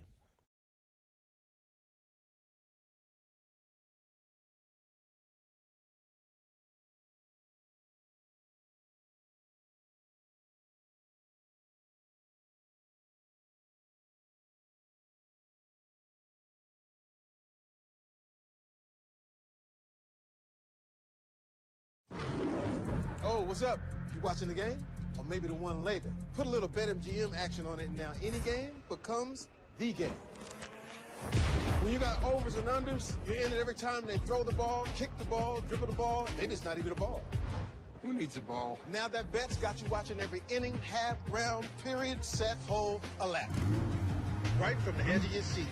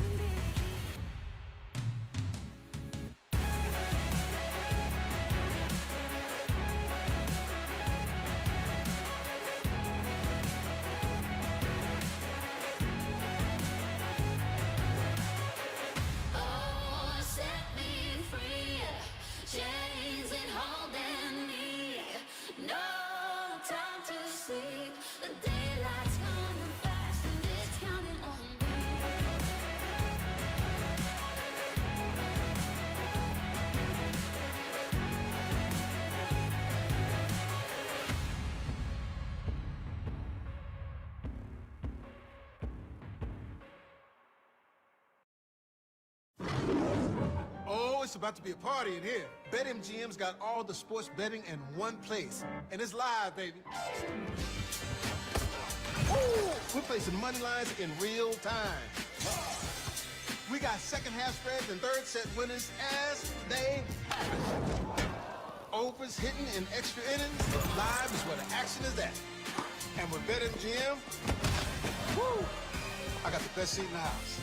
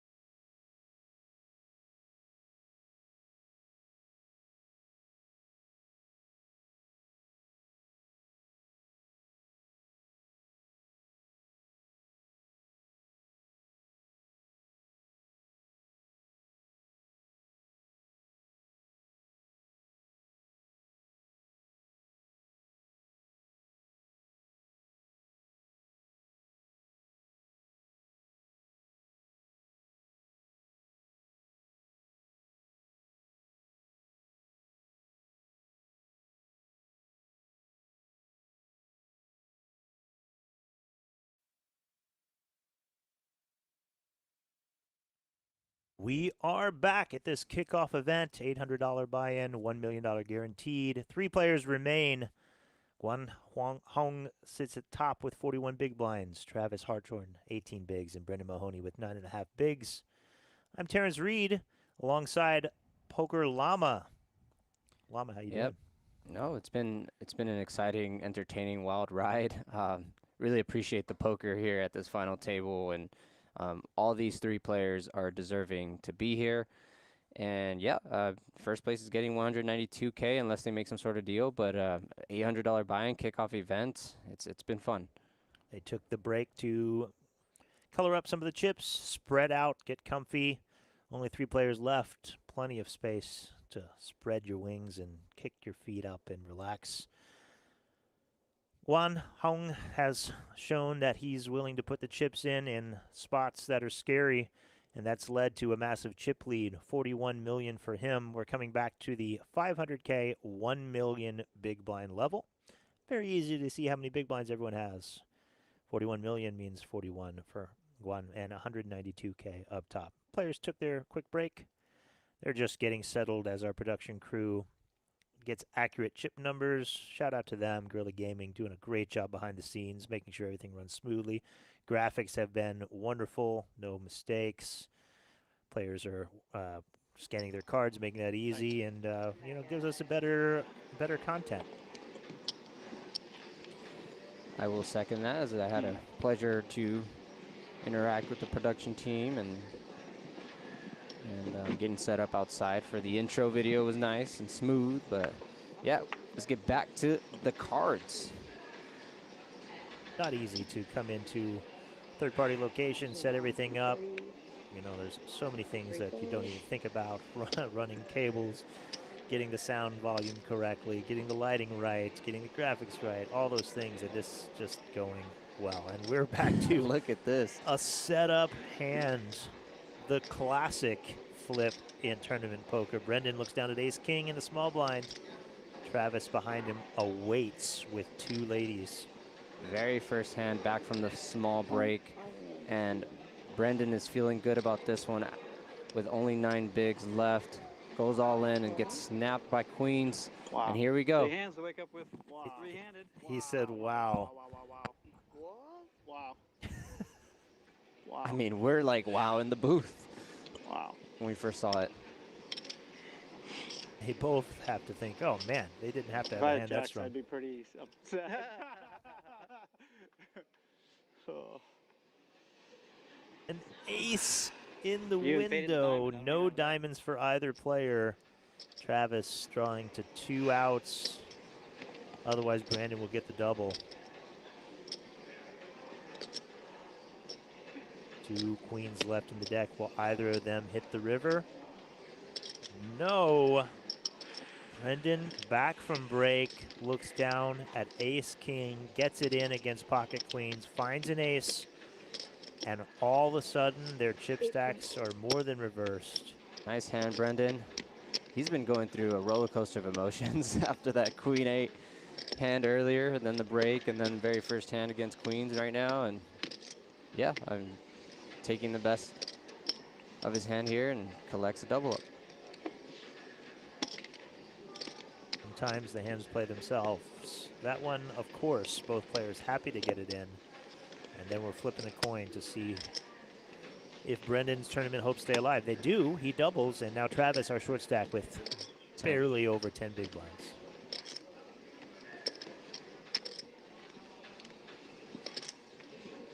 New counts. You can see just what we were saying there.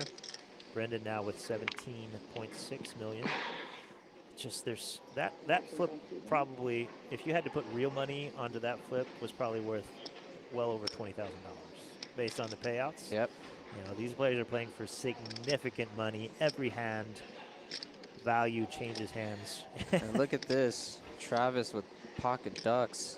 Brendan came back from break and looked down at ace king and now jack jack.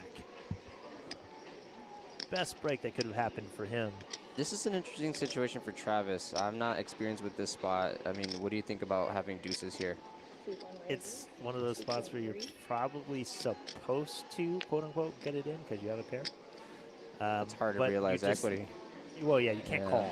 The question is fold or raise. You just don't have that much fold equity. Although 10 bigs is still enough to get Brendan to fold if he has air. Yeah, and Brendan is on the button, and doing this with a lot of It is a wider shove. hands. And yep, we're going to see another all-in and a call against Travis and Brendan here in a sec when Guan lets this go. I'm going to assume safely that he will let this one go. And what a nightmare back-to-back situation for Travis, who just runs into top of range twice in a row. Loses a flip, and then the dominating pair. He'll be looking for a third duck in the pond to keep his tournament alive. Otherwise, I almost jammed on you that hand. we'll be heads up. I was real close to jamming on you that hand. Oh, look at that. Oh, man. A deuce hits the board, and Travis all of a sudden has the dominating lead. I don't want to say it yet. I'm going to wait. Not the right paint. Now it's Brendan down to 2 outs on the river. Paint, Oh, paint. paint is correct. 12.1. But no jack. And they flipped the script again. Travis turns around to double back through Brendan. Yeah, I was gonna I can say it now. Is that a thing still? Deuces never loses? Deuces never loses. Brent Harrington, shout out to Brent. He loves him some ducks. That's the nature of the beast. Yep, plays itself. Very first two hand. Nature of the beast. Nature of the beast, they're Oh, saying. man. Well, that Hands makes playing our good themselves, back to back. A lot of action first 2 hands back. Oh, Brendan's going through it. I mean, it's just back and forth with Brendan right now. Roller coaster. Guan, our chip leader, is just not involved. It's just Travis and Brendan. He's trading watching chips back and forth. He's watching like a cage match right now. Yeah. He's just sitting back. They're watching the hand. You know what hand he's watching? He said I almost shoved on you. The Jack Deuce hand. Yeah, exactly. That's what I was saying, is that he was thinking about shoving, and he just verified my assumption there. The 997. Jack Deuce would have been a 3-bet shove, yeah. I see 2, I'm sorry.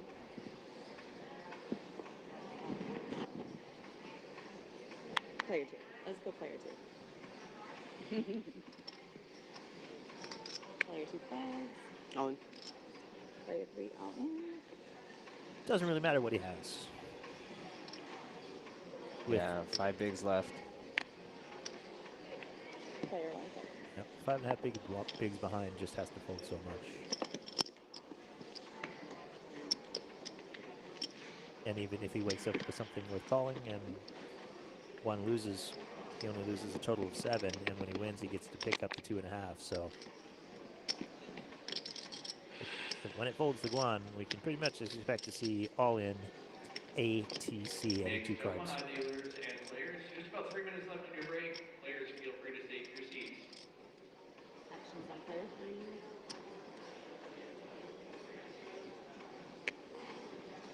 Player 3 thirds. Right, Guan showing that he's not opening any 2, as a lot of chip leaders would in this spot, but not going to force the issue. Will Brendan put it all in from the small blind?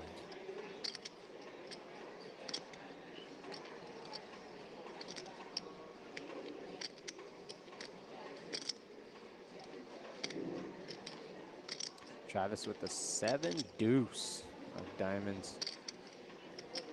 We know this is one of the bottom of range hands that would get through if he were to shove this, but doesn't have a lot of fold equity with 5.5 big blinds.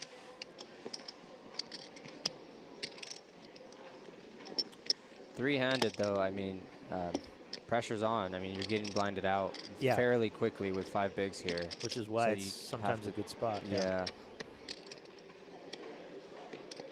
We're paying 2.5 million every orbit, and he has 5 million. So he literally has 6 hands left before he's forced all in. So thanks for the math, TJ. Yeah. I know it's not difficult, but thank you for breaking that down for us.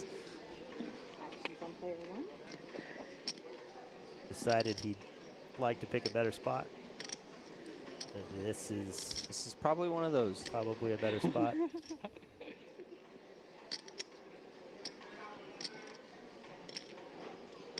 He knows if he folds this one, 2 of his 5 million are going in forced on the next hand. Yeah, and you risk getting a lesser ideal candidate, and he does jam here. Travis with the A3 of diamonds. With Guan behind, I Wow. assume he's getting get out the And way. just 2 horrible hands for his opponents. But Guan, you never know. I mean, What's the number? see? Well, it's 5 bigs. Yeah. You're suited. You know he's doing this with a lot of these types of hands. I have no idea what Guan's going to do.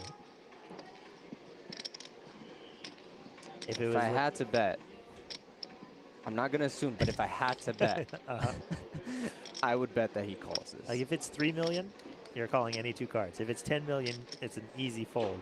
This awkward 5 million spot does let it go. I would have lost that bet. Very disciplined now, as you said, considering no need to force, you know, losing or risk losing the chip lead at this point when Brendan and Travis can battle it out and you guaranteed a pay jump. I don't know that Guan is thinking on this level, but also keeping a short stack in play is good for the chip lead because you can put pressure. So, you know, maybe that's part of it. You don't really want to double him up, but also you don't hate not busting him, if that makes sense, because you can put pressure on the other stack as long as that short stack exists.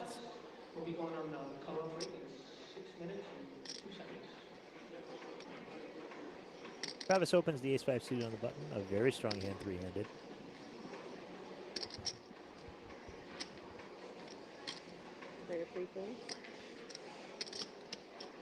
Will Brendan see a flop with his Jack-8 off?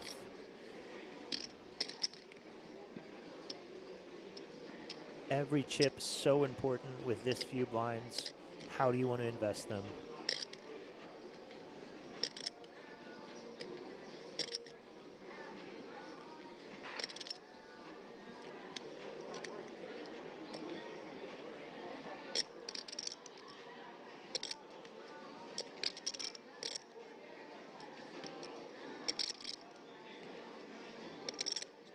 Very intense situation that Brendan is in. And even folding this is fine. Yeah, I don't hate it. At this point, I would imagine that Travis is not folding after opening to 2 million. So now you tell yourself, well, now I have 0 fold equity. Yep. Is Jack-8 good enough? He decided it wasn't. There you see the payouts on the board. All these players, all these 3 players have locked up 90K, fighting for that top spot of 192K. $41,000 pay jump here. One finds an ace on the button. Brendan sees Jack-9 suited with 5 big blinds and a small. This could be it for Brendan, going in, deciding to go in. And this is a hand I don't see, obviously, Guan folding, if Brendan does decide to jam here. Yeah, it's very different being somebody is the first into the pot with 5 big blinds and shoving over somebody who's already opened it to 2 big blinds. You just know that they're not folding.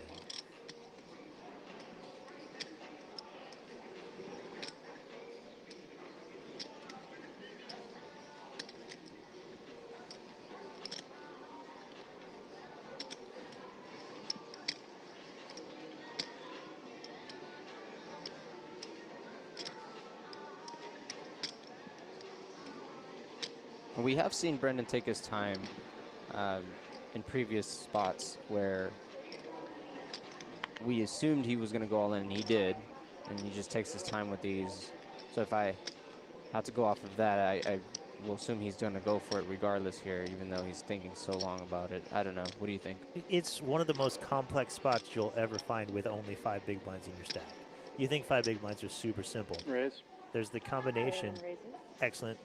Love this. Kept a couple chips behind just in case Travis wakes up with a monster, and then both players go all in behind him. He gets the 41K pay jump by folding. How many? But I was saying he has to see, do I have any fold equity? How many hands do I have left before I'm forced in? What are the possibilities I get a better hand between now and then?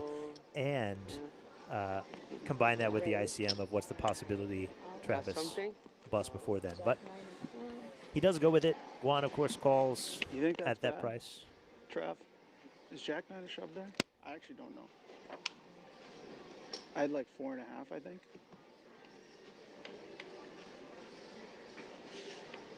And we Super see a close. flop. I honestly don't know. Yeah, Small these lines. guys agreeing with me. It's really, really close. Probably not. But it's really close. Hearing the probably not once you're already in, though. Oh, the straight no. for Guan. All Brendan has is a gut shot to a Good game. chop. Doesn't come in. Fun battle. That's going to be We'll it. see you around. GG Yep, good for Brendan. A nice Good game. run, sir. Good run. Congratulations on making it this far at the kickoff event here at Borgata for the $800 1 million guarantee, and gets a payout of $90,000. Well done. Good run. Nothing to be ashamed of there. I thought that he handled those close spots very well, Yeah. thought through them. That last one was really close, really awkward. He landed on a shove, which can't be too long. A lot of respect between him and Travis there. A lot of times, you know, you make a play and then you look to who you consider to be the best player at the table and ask for his opinion. That's very nice to see. Yeah. So we're heads up now. You're right, right. Our final two. It's about 2-1 in chips. Both players have locked up $131,000, and pay jump the pay jump between them is $61,000 around there. The matchup we have, Guan Hong with his unconventional play style, aggression at some spots, holds a 2-1 chip lead, but Travis has far more experience in the live streets. No. I'm just saying, you know. You heard him say, no chop. No chop. We're playing and we're battling with lots of money on the line. It'll be an interesting matchup.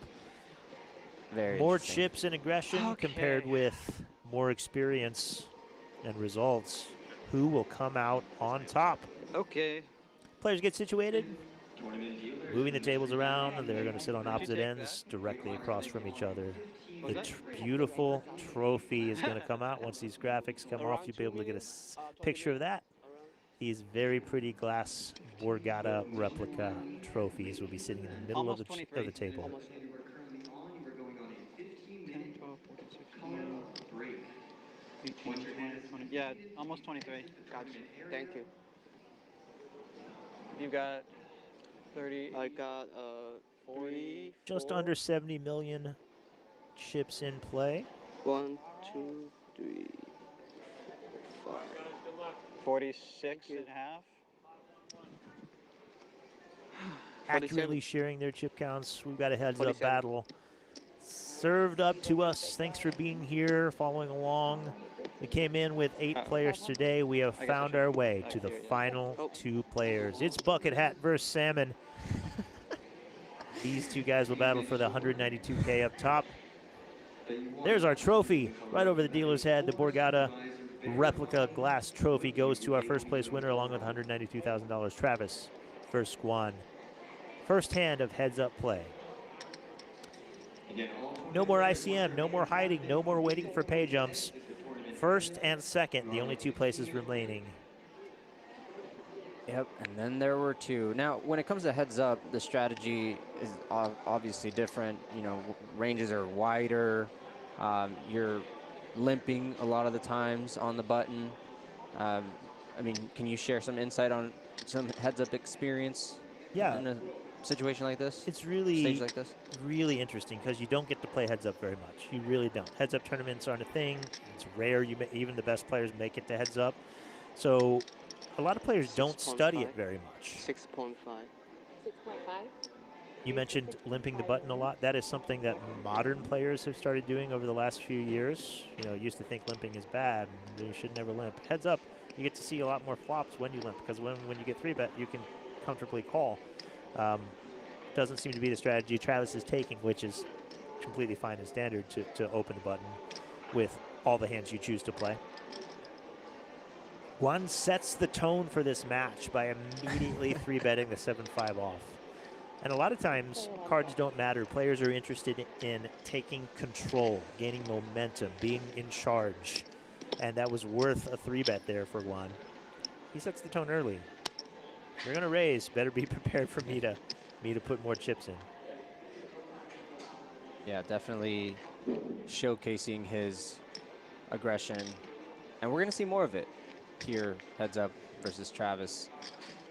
And there it is, as you were saying, the Borgata trophy, beautifully displayed in the center. One of these players will be taking this bad boy home. Can I say that? Bad boy? Sure. In context, I'm fine with it.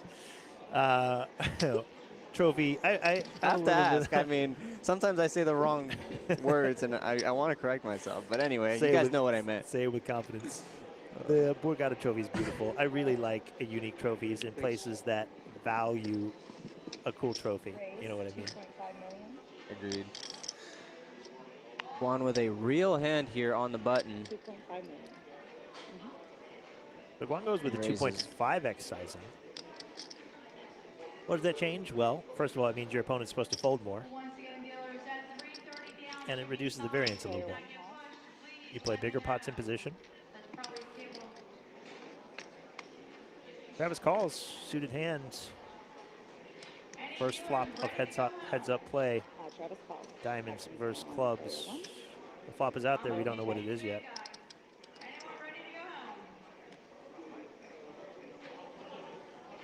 The background, Kelly DeSella is asking if anyone's ready to go home. These two guys are not.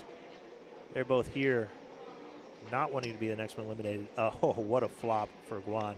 Open-ender and a flush draw, and the betting lead and position.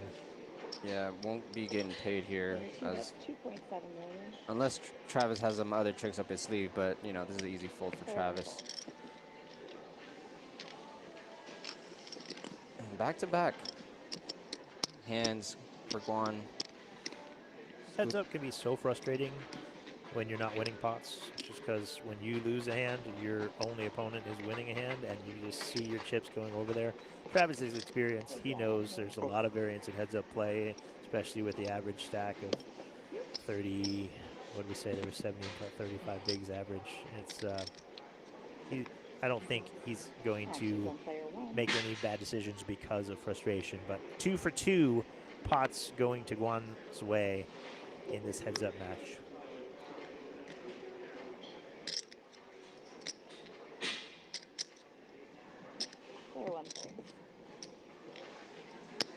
Yeah, I think Travis is also now considering that the gap is spreading. You know, the stack ratios are spreading, and you want to be a little bit more. You know, again, this is, I don't have the experience heads up yet, but you know, want to consider your stack size now and how it's dwindling, and you've lost back-to-back hands, and you know, I know you're playing wider, but 8-5 off there.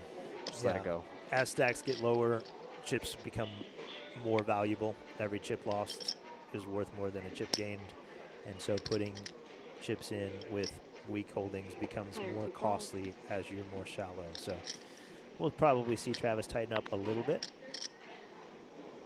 Not in this spot though. Look at this. Guan does what you mentioned, limps the button with his king 6 off.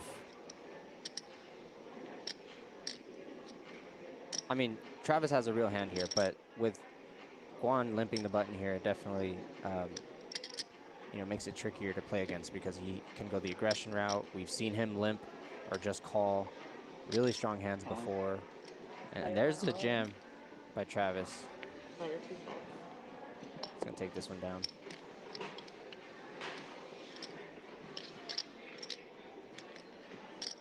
Interesting to see Guan adjusting his bet sizing, whether that be just to mix it up or because his opponent's a little more short stack now. Travis responds with the 15 big blind jam. That one gets through.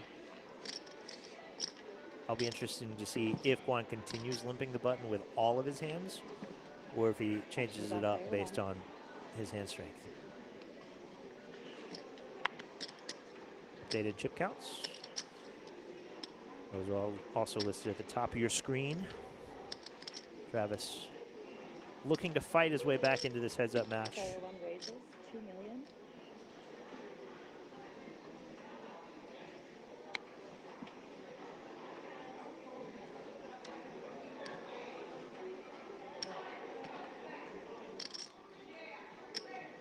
We saw Guan 3-bet the 5-7 off.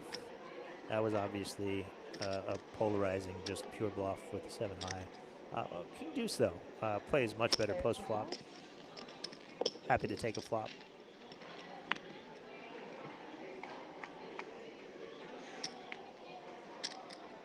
Oh, both players get a piece of this. With Guan flopping top pair and Travis second pair. I mean, if you're gonna be playing Jack 4, you want to see a flop like this, but it's hard to make a pair, like you said. I mean, what kings can Guan have right now?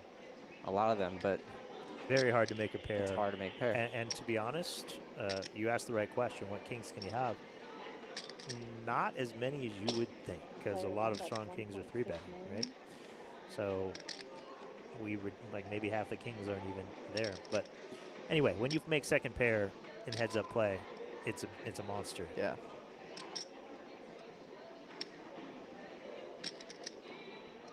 How will Guan respond with top pair?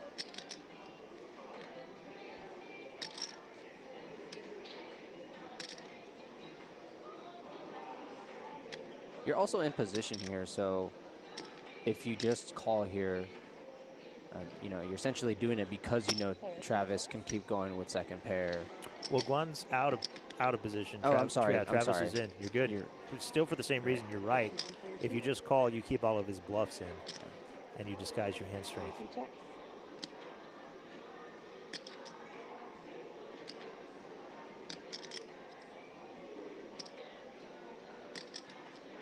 Interesting choice for Travis. We keep betting to get value out of a 3 or from the draw, such as the diamonds. Now there's 2 flush draws on the board. Hands like Queen 10 that now have turned a pair and an open ender. Hands like 9-10.